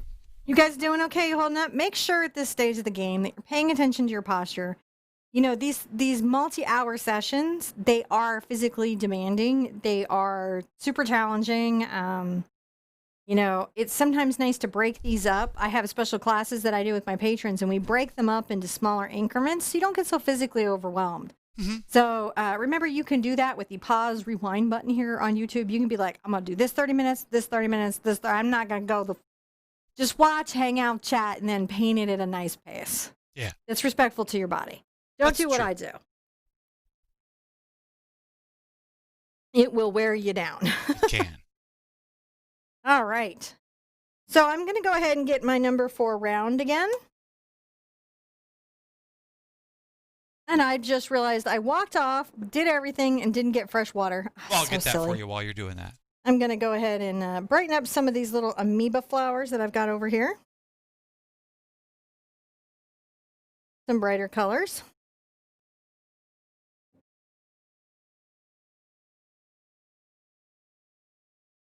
I just want to make sure that they pop off the canvas and are looking kind of okay. We want to see them, right? And maybe I'll even grab some just yellow.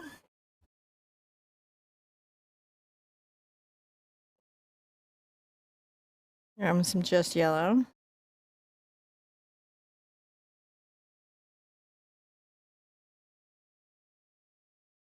And give them some popsy highlights. Popsy highlights. Popsy highlights. You get me water, sir? Thank you. I will trade you dirty water for clean. Oh, it's the disembodied daughter hand. It's Best the hand in quietest the door. world. While I'm here and everything is having a dry, I'm going to go ahead and take a little bit of my yellow and red together and make a nice little orange. I'm going to want it to be probably better, like a nice clean orange, so I may even put a little yellow over here. Yellow is a color that gets very dirty and muddy super easily. Again, if you're having that problem with your paint covering, you may need to paint objects white if your paint isn't layering the way it hoped.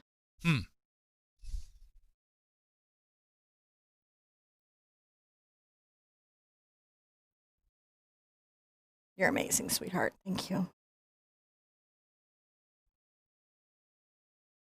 All right, let's put in the little orange maybe, or at least the beginnings of it for the butterflies, where they would be.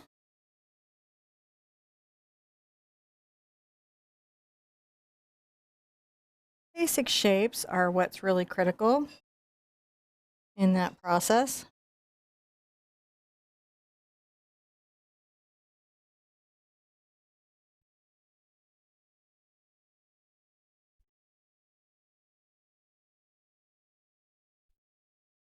A little bit of cad red.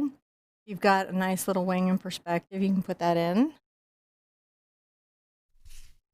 Some of them should be more orange than others.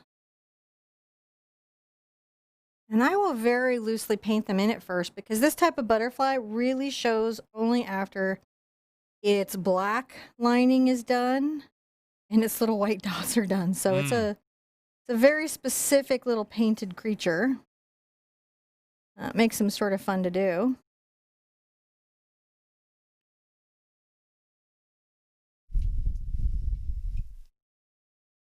And then the carapace and everything of the bug, you know, we do more with highlights than anything else. We'll do a little bit of black and then we'll highlight it in. Okay, pretty good.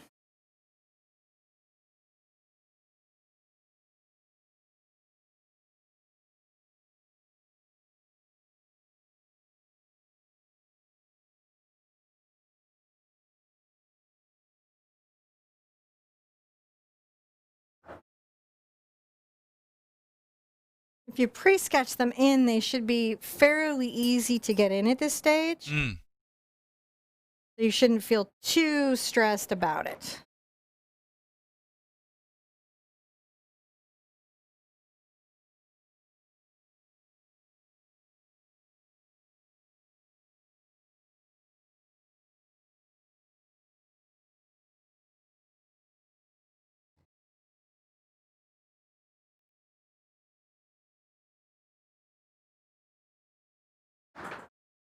That looks pretty good. Yeah.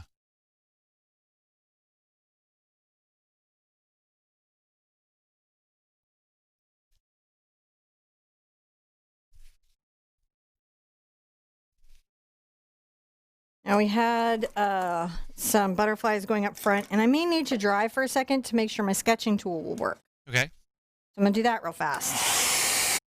And again, that's just making sure that the layers are dry so that as she comes in here and wants to sketch on top of the wet paint, if it's wet, then it'll smear in and clog up the chalk, and the chalk won't come off onto the surface.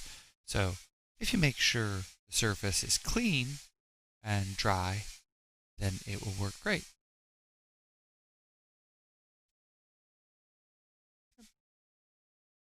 And of course, use low heat because heat will not help. That will make it so that it's a little sticky and the chalk can smear into the, it just makes it easier to gum up the chalk and not perform. So.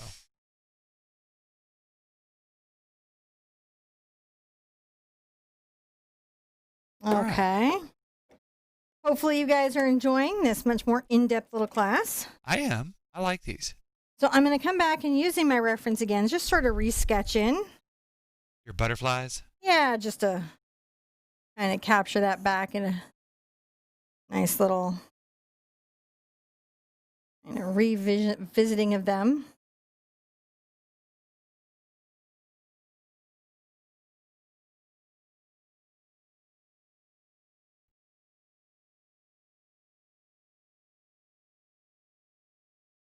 This one was very interesting because he was sort of a downward angle butterfly. Downward angle butterfly. Hmm.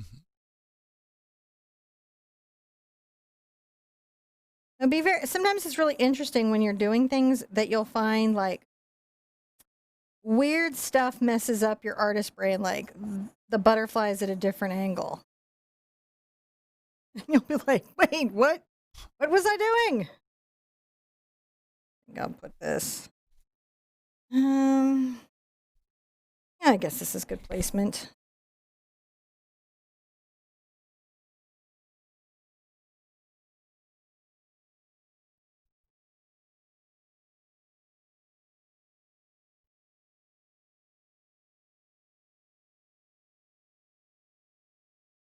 And I am tempted to add the little one kind of coming off the canvas.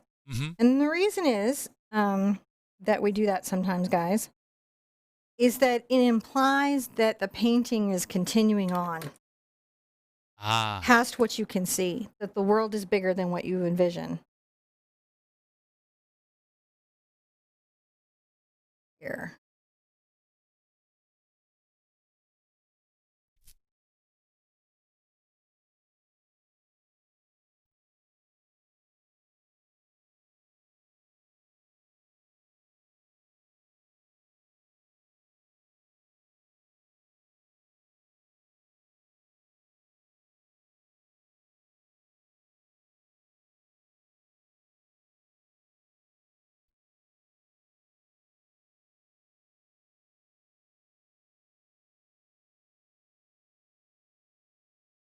Just putting these guys in right now. And I can add some highlights to them later. I can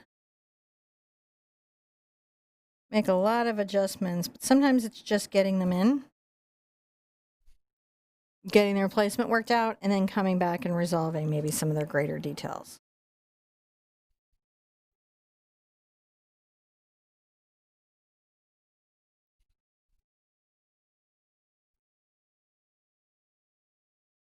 When I want to put a wing maybe on the far side, I add a little magenta to cool it, just to push it back into the surface a smidge. And that's a lot of times how I might discuss far off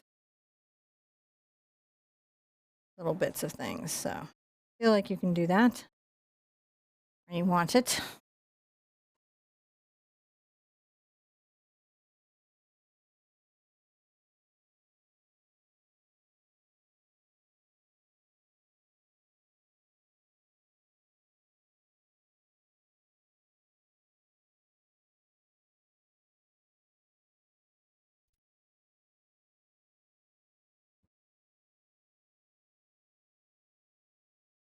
And that little butterfly flies off the surface.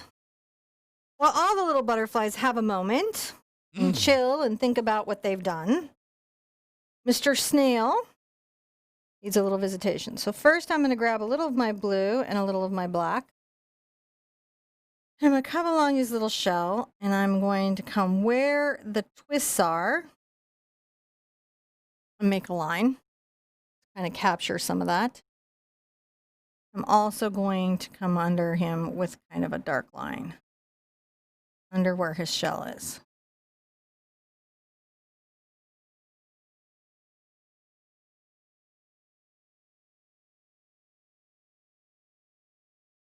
It can be nice. Also start to imply the little twists in the shell that happen that we're going to be doing. Now I'm going to get into my yellow ochre, and I just have my black here.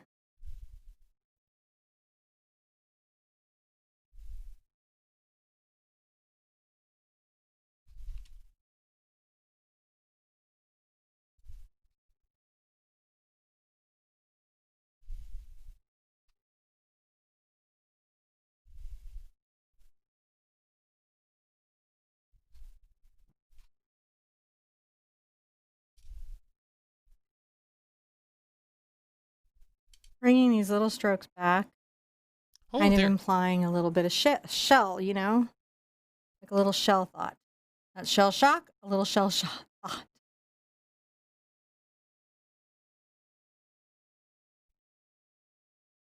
We've got a little bubble love out there to make sure I give out. Do we have some bubbles? Karen said I'm not sure if I said earlier, she says she's loving the layers and how it builds the image. She did, but let's bubble again, because I want to sip my coffee anyways. You sip your coffee. And then we can see how the snail's looking. There was Christine sent a snapping little dude who was like, yeah, that's pretty slick. So hit the bubbles. Don't say bubbles and then not have bubbles. Thank goodness I have a secondary button. I'm just going back and making sure that I got all the little chatty chat. All the little chatty chats. And because I was over here, I had a little technical thing, so I had to check it. It was being all technical on me. But everybody's over here. They're all still having a pretty good time. They're enjoying this. This is like, how we're getting these butterflies in. This is what a lot of folks were waiting for. They wait for this is the good stuff, right? The butterflies were what they came for. Really? Not the snail? I thought the snail was really the sauce of awesome, but that's just me. I think what it is that, you like glitter, you can never have too many butterflies. You can never have too many butterflies. But a lot of people, you feel you can have too much glitter. I've grabbed a little of my cad yellow and some of my yellow ochre and white. And I'm going to continue to kind of play with the snail stripes.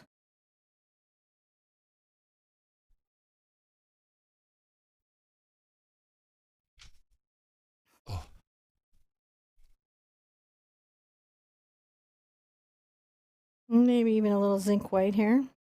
Because I don't want to change the burnt sienna.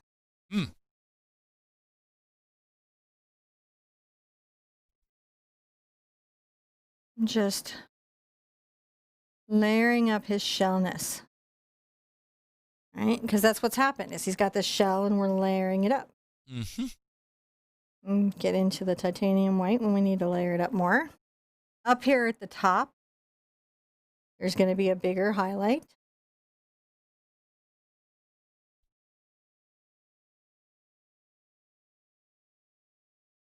I want to paint in. And then up here as well,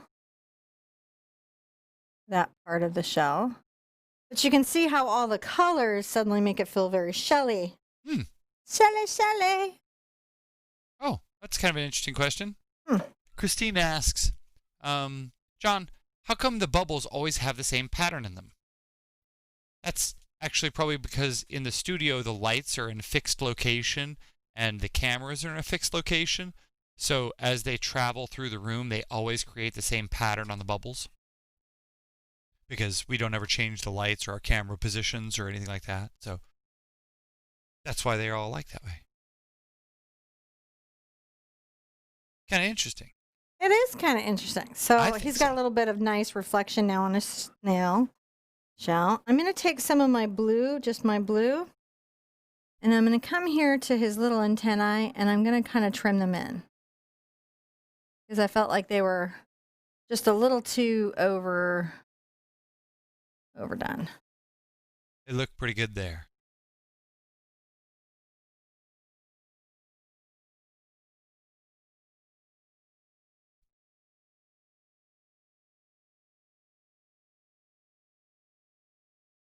Too white. Hmm. Sometimes you'll get in there and you're like, it's too white, it's too dark, too yellow, too purple, too whatever. Just feel comfortable to be like, it's It's 2-2. too.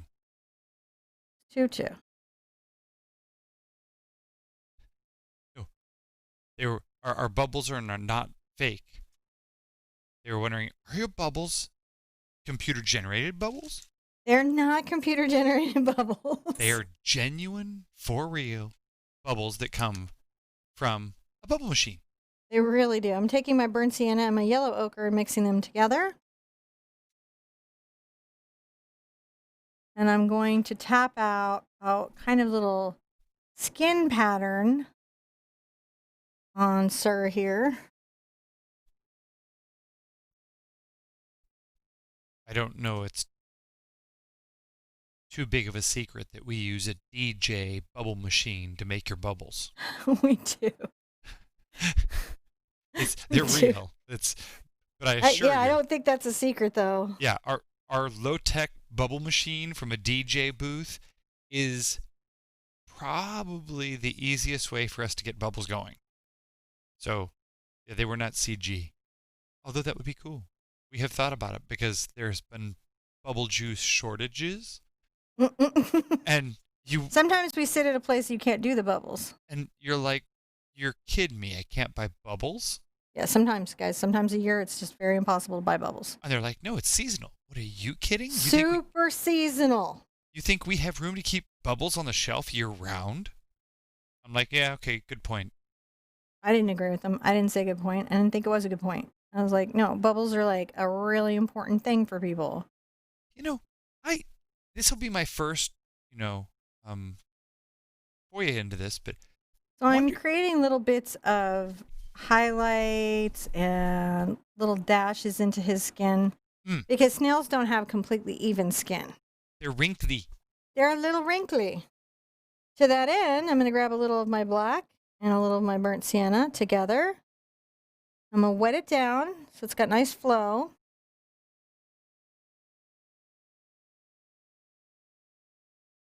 Joyce was really enjoying your snail work. She's enjoying my snail? Mm-hmm. Thank you for those who love the snail.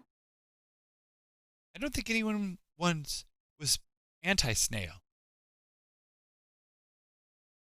Snails have these wonderful little kind of little ribbles in them. So you want to make sure that you capture that little effect, and then at a distance it'll be a big deal.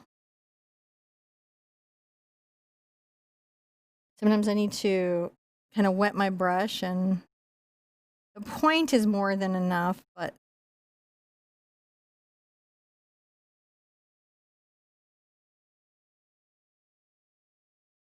it's going to be the base. That's going to be the base of two little antennae.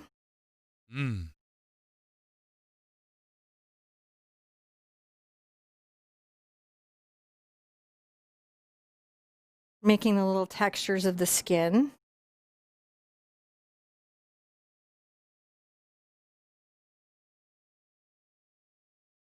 Oh, the little skin's crazy textured, right? Mm-hmm. Little snail skins.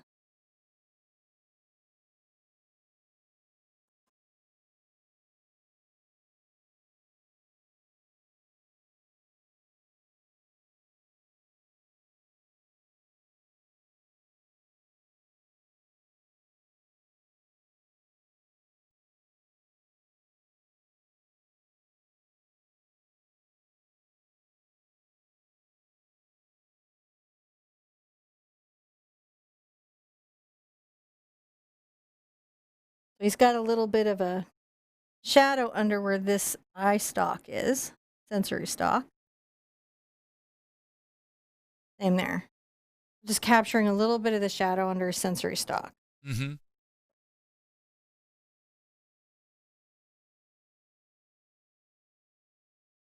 Go ahead and get a little bit of highlight going.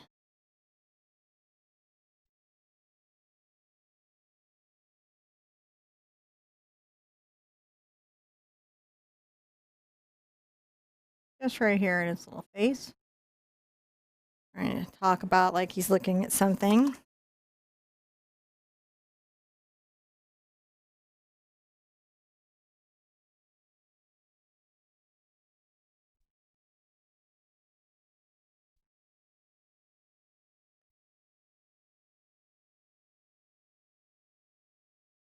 With our snail, we always want to just try to bring out his best. Bring out his best. So someone in chat was asking, why does the snail have 2 sets of antennae? Because they do. Well, It's 4.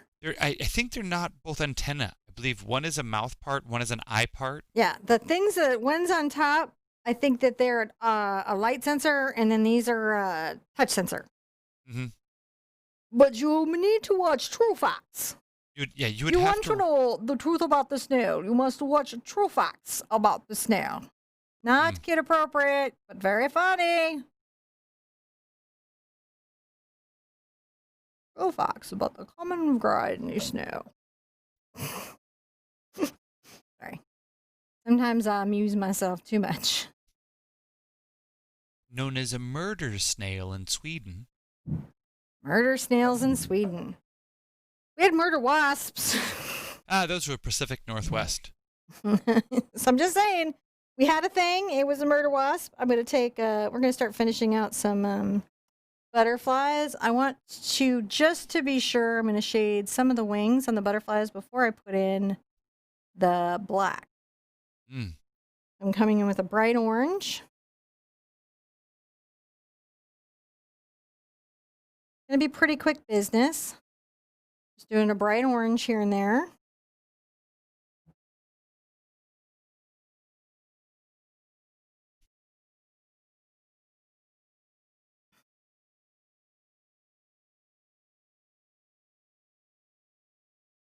Just little multi-tonal wings because they're not all twins.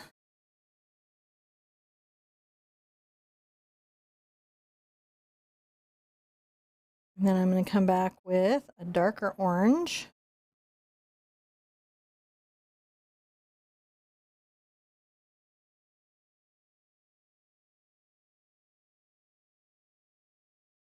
Just brightening these up before we put the black contrast on there.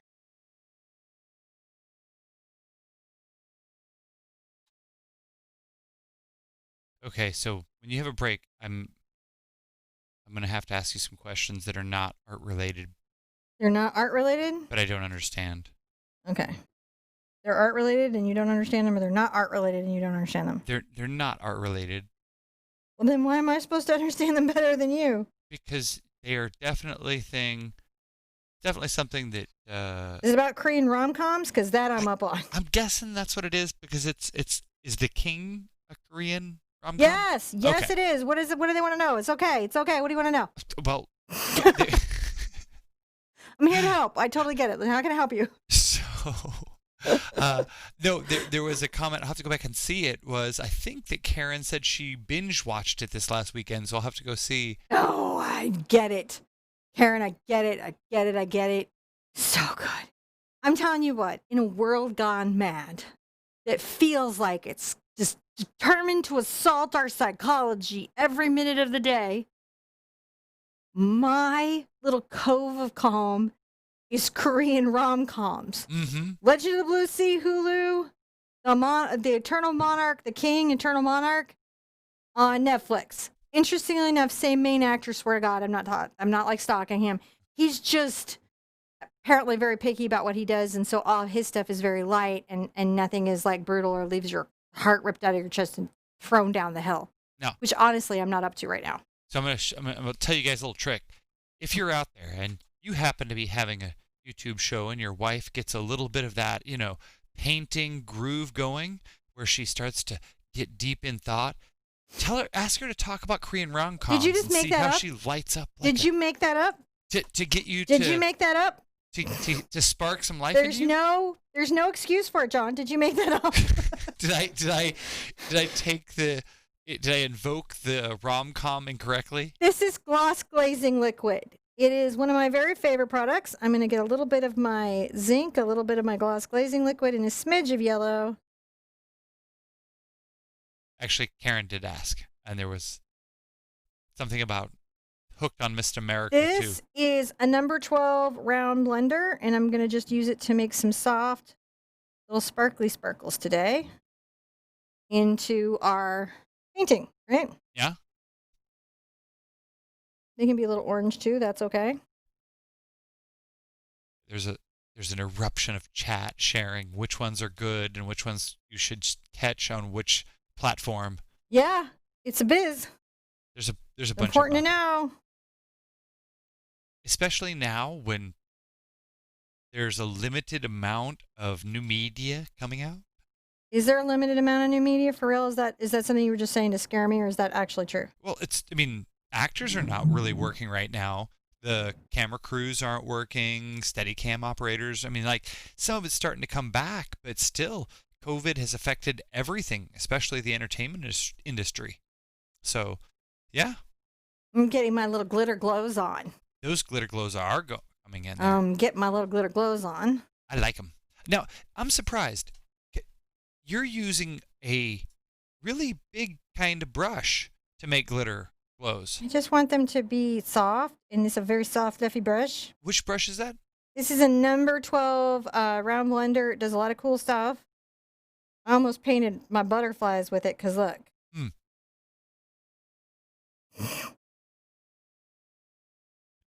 You just get that brush and... It's just a good brush. Or brush. These are pretty good. And then what I'm going to do is I'll come back on some of these, and rinse that out. I'm going to go ahead. I'll start it with zinc, and we'll see how it is. Oh, wrong button. There it is.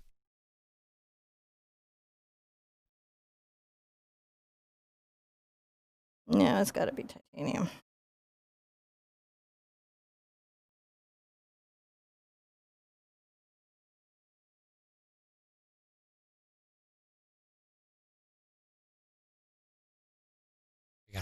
Gotta keep up with you at this point. This is when you get here and here and here and you gotta you want to give them a hot center if you want them to feel like little hot dust motes floating up. But not every dust mote, just some of the dust motes. So that's an interesting decision to make. What dust motes get the focus?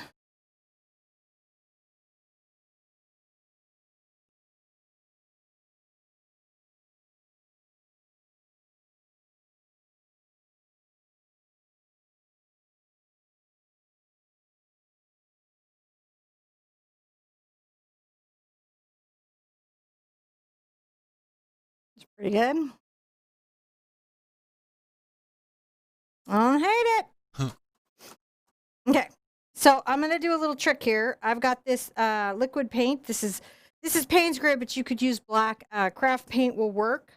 You could also thin down your acrylic heavy body paint, but I want something that has a very fluid body so I can paint a lot of detail real fast.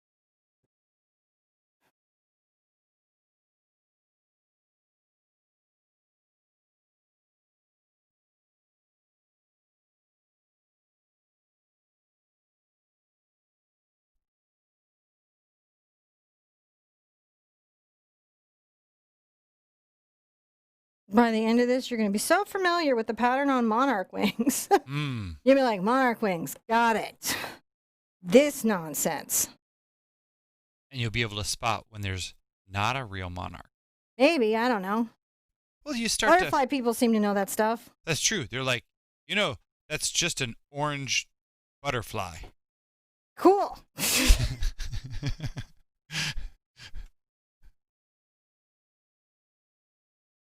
And there's another butterfly that tries to make itself look like a monarch butterfly.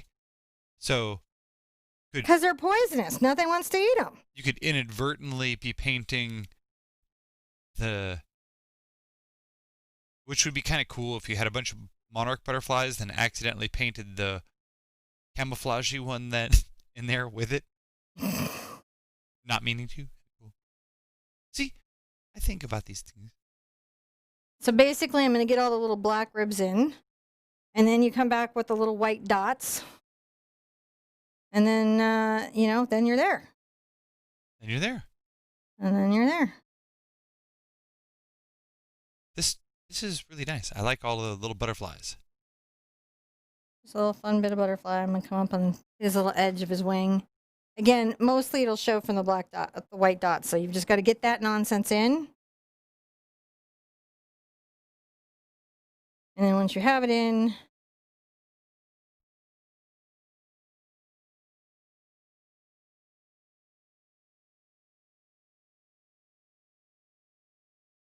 you can get the other stuff in pretty quick.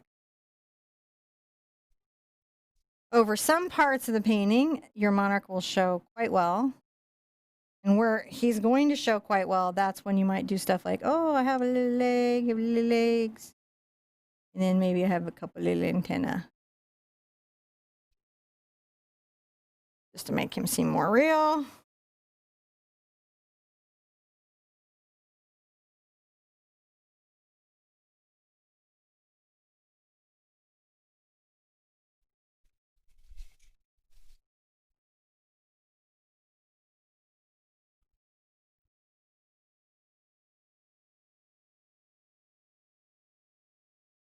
Like to leave little bits of orange dot there. And is it important to make it perfect on the wing pattern? If it's going to give you anxiety, I suppose it is, but if you can just relax about it, it is not important to make it perfect in any way. It's really important to keep your painting time enjoyable.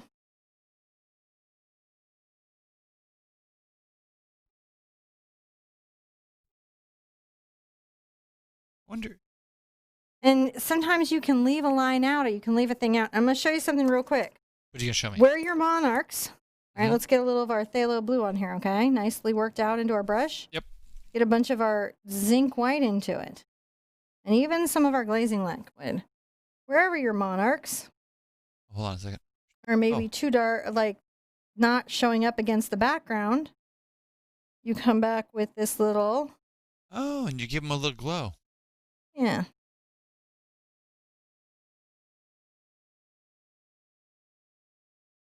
And then they'll start to pop.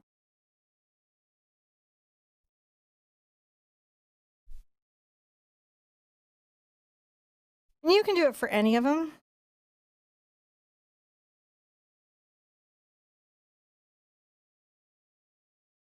And sometimes it's nice to connect the glows.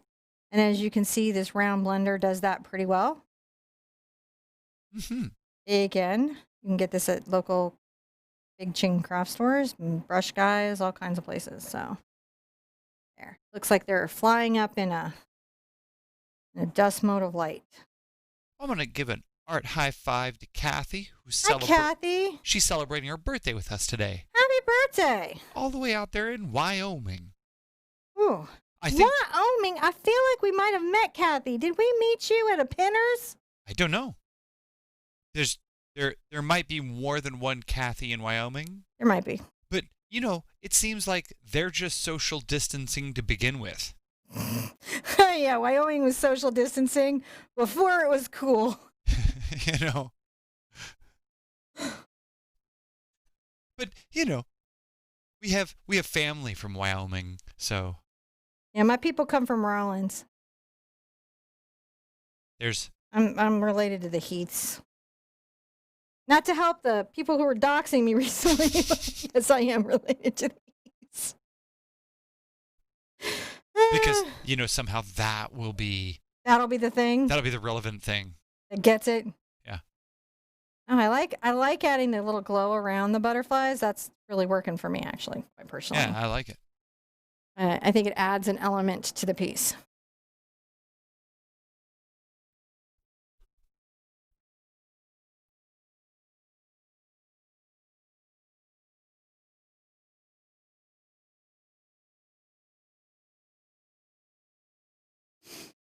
She gets to Nice. Yeah. So see, whenever you get there, you just have the tools that you need and the will that you need, and then you just go for it. Will.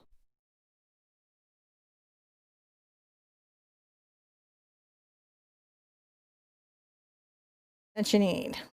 You got it.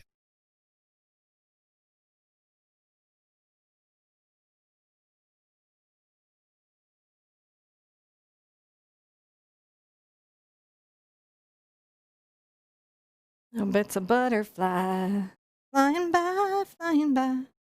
Little bits of butterfly flying by. You know, I've noticed we got a handful of folks from Pakistan today. Awesome. How is it in Pakistan today? I don't know. But I was just They curious. would know. They could tell us.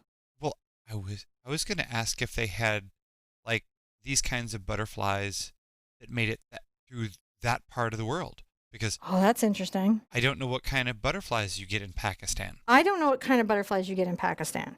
I feel like we don't know the important stuff about each other around the world. Like, I feel like much more than anything, I need to know what kind of butterflies that they have in Pakistan.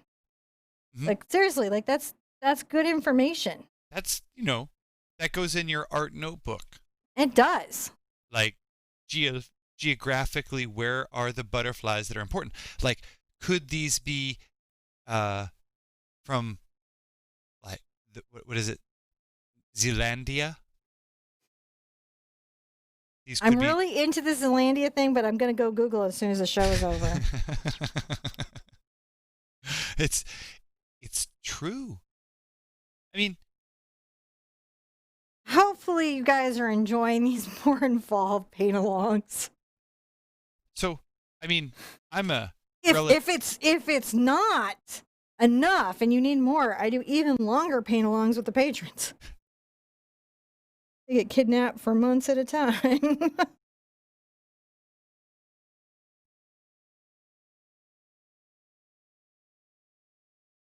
Urwa says that she just sees white butterflies in Pakistan.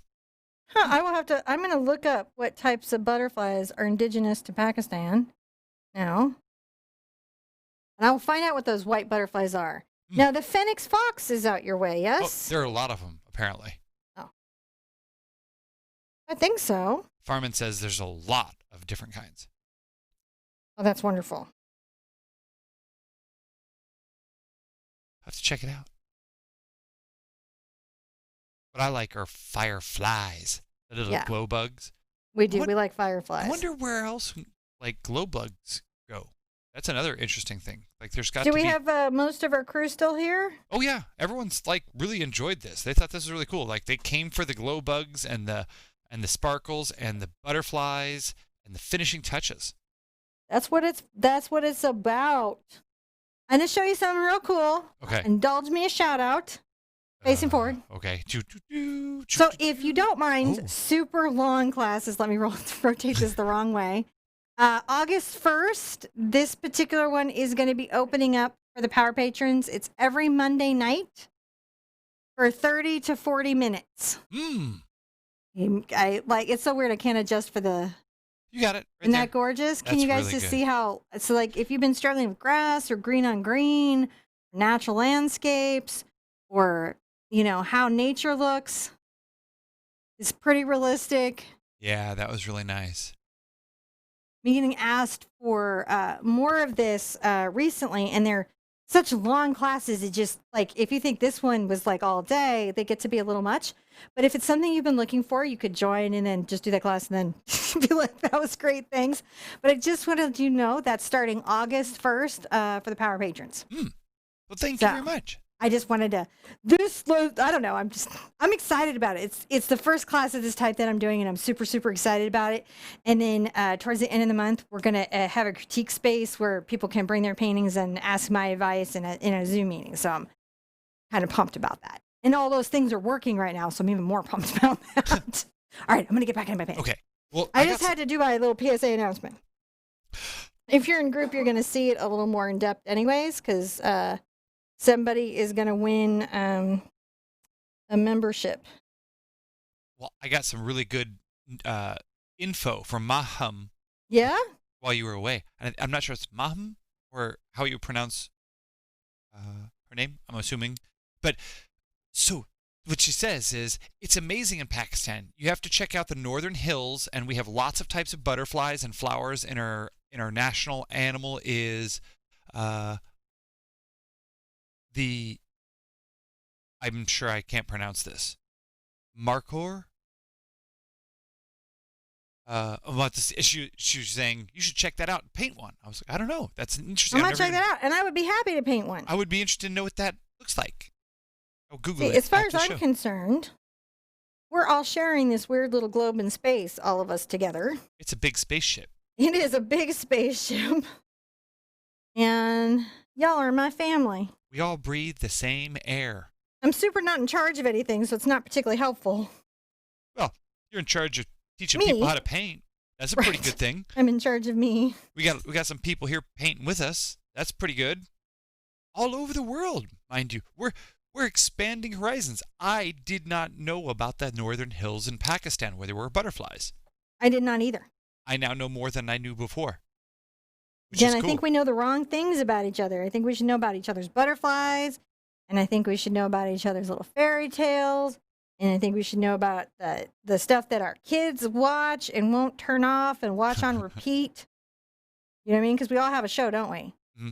That all of our kids watch and watch, over and over and over again on repeat. Like Till the mom is like, please, make it stop. I think we should know about each other's national flowers and the animals that live there. And for sure, need to know about all the desserts. All of the desserts. Desserts! I'm going to rinse this out. So I'm just getting these little lines in, and then I'm going to come in with some white paint and pop a highlight. And believe it or not, it's going to suddenly be done. It's just the weirdest thing. Mm. But there's a lot of little lines, so that's what you're sitting through.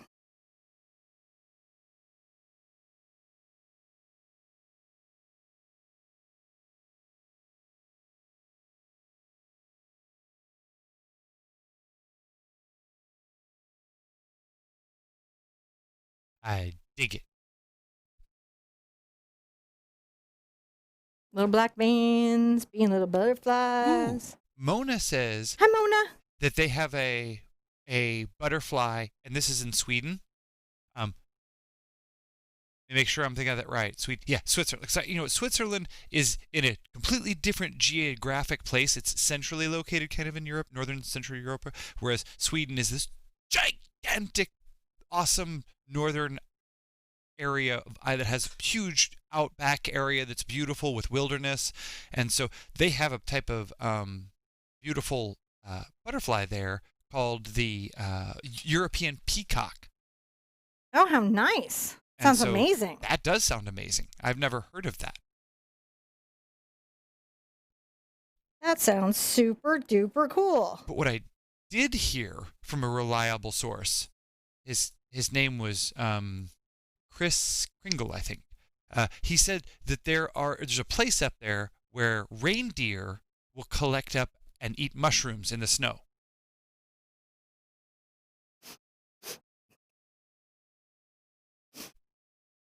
And so Cindy says this is beautiful. Thank you, Cindy. And thank you for the support. We thank you guys. We really appreciate all the patron love and the emojis and the comments. Thank you guys. Oh, Noletta found a really cool peacock emoji. Thank you. That's cool, Noletta. How you doing? Congratulations on winning from the IG, from the Instagram. So if you don't know, every Friday, Savoir Faire Art Supplies does a really groovy little live at 2 p.m. Pacific Standard Time. I've been on there twice. And they give away art materials. their stuff. Super cool. And That's I did a watercolor. The owner of the place, we painted the owner with the owner. who doesn't like art materials? Who doesn't like art materials? I do. And Noletta was the latest winner, and that was kind of exciting to know the person who won. I have to say, I got really into it. I was like, I know her. I know the person who won. It's real. I know the person who won. But they do it every week, even if I'm not on there. So you could go by, and they're very groovy and inclusive and kind and just the best.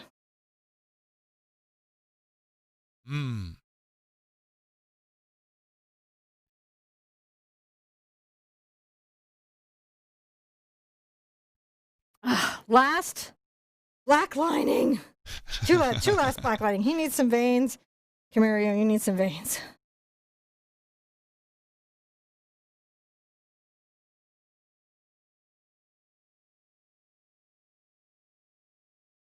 Sometimes they just need some veins. Little black veins. Doing their little veiny thing. Aw, thank you, Patty.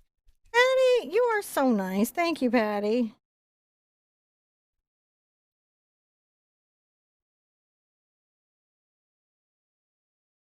That's an interesting thing. What does Cinnamon's palette consist of? Does she have any? Do you have anything keeping your paint wet? And why does your paint not dry so fast? It dries pretty fast. Like if you look here, it's dry. This is definitely not oil. I'm not that channel that pretends to be an acrylic channel and actually has oil. This is acrylic, but I am misting it pretty regularly with my micro mister. And that just keeps enough moisture on the paint to keep it from drying out in a nanosecond. Because if you're in air conditioning or anywhere with heat and everything, your acrylic paint can dry out real fast. Real fast. Real fast. Real fast. Do do do. Shoo. You know, I have to say, I really am getting to enjoy these classes here. The longer ones? The longer ones, yeah. Our Saturday classes are a lot more fun for me because technically speaking, I get to spend more time producing the show. And so we get to have a little more cool things like, you know, our picture-in-picture, the lower thirds, and the graphics and things. So every week I'm trying to spend a little more time in the production booth to increase our show. And because it's a little longer, I get to play around with things. Oh, like people got to see yesterday that when the show went wrong, I did puppet skills. I think you made people seasick. Well, that's... I do. I think between my palette spinning around on my Lazy Susan and you animating my head like I was from South Park, I think people were like, wow. I'm a level 1 puppeteer. Dude, that was super funny. I'm an entry puppeteer. We hung in now. The lesson still got taught. It was still a very good lesson. It was awesome. You should go check it out if you're into puppetry or the Art Sherpa or puppets of the Art Sherpa.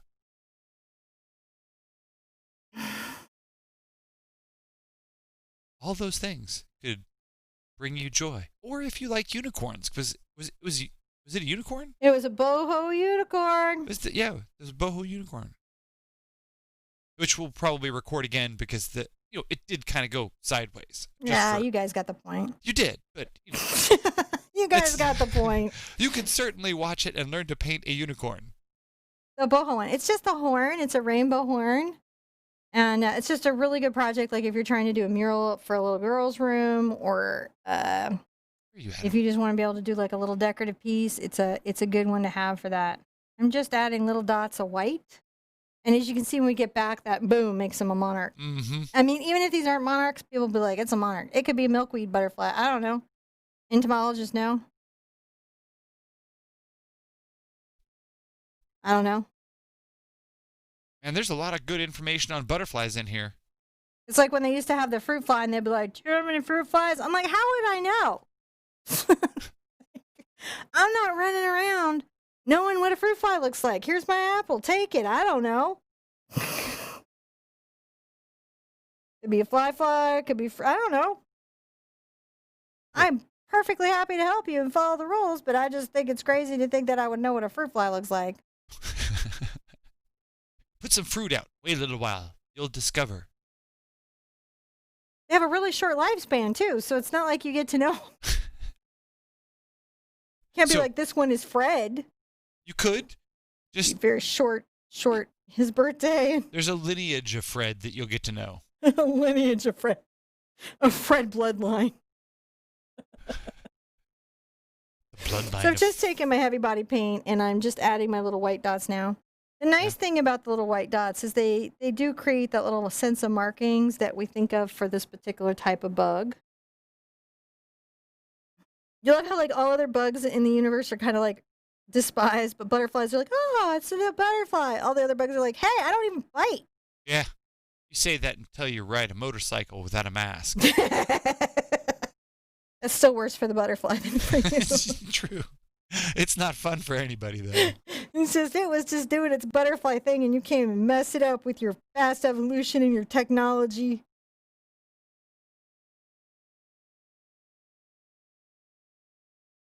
All right, guys. We're coming to, like, the last brush mark. Yeah. There we go.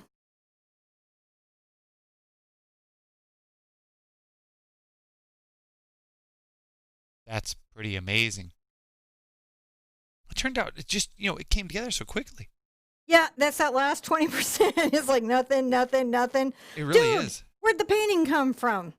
And you brought it in at 2 hours and 50 minutes. Look at that. 2 hours and 50 or 15? Yeah, 50. I knew it. It's good. When I designed it, I knew it. I was like, it's a 3 hour. It's a 3 hour.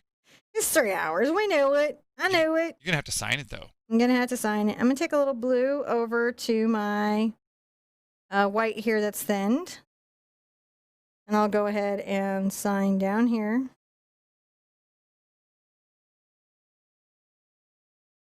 I like to sign in such a way that it doesn't distract from the whole piece. And that's really because I consider the signature to be part of the composition. Mm-hmm.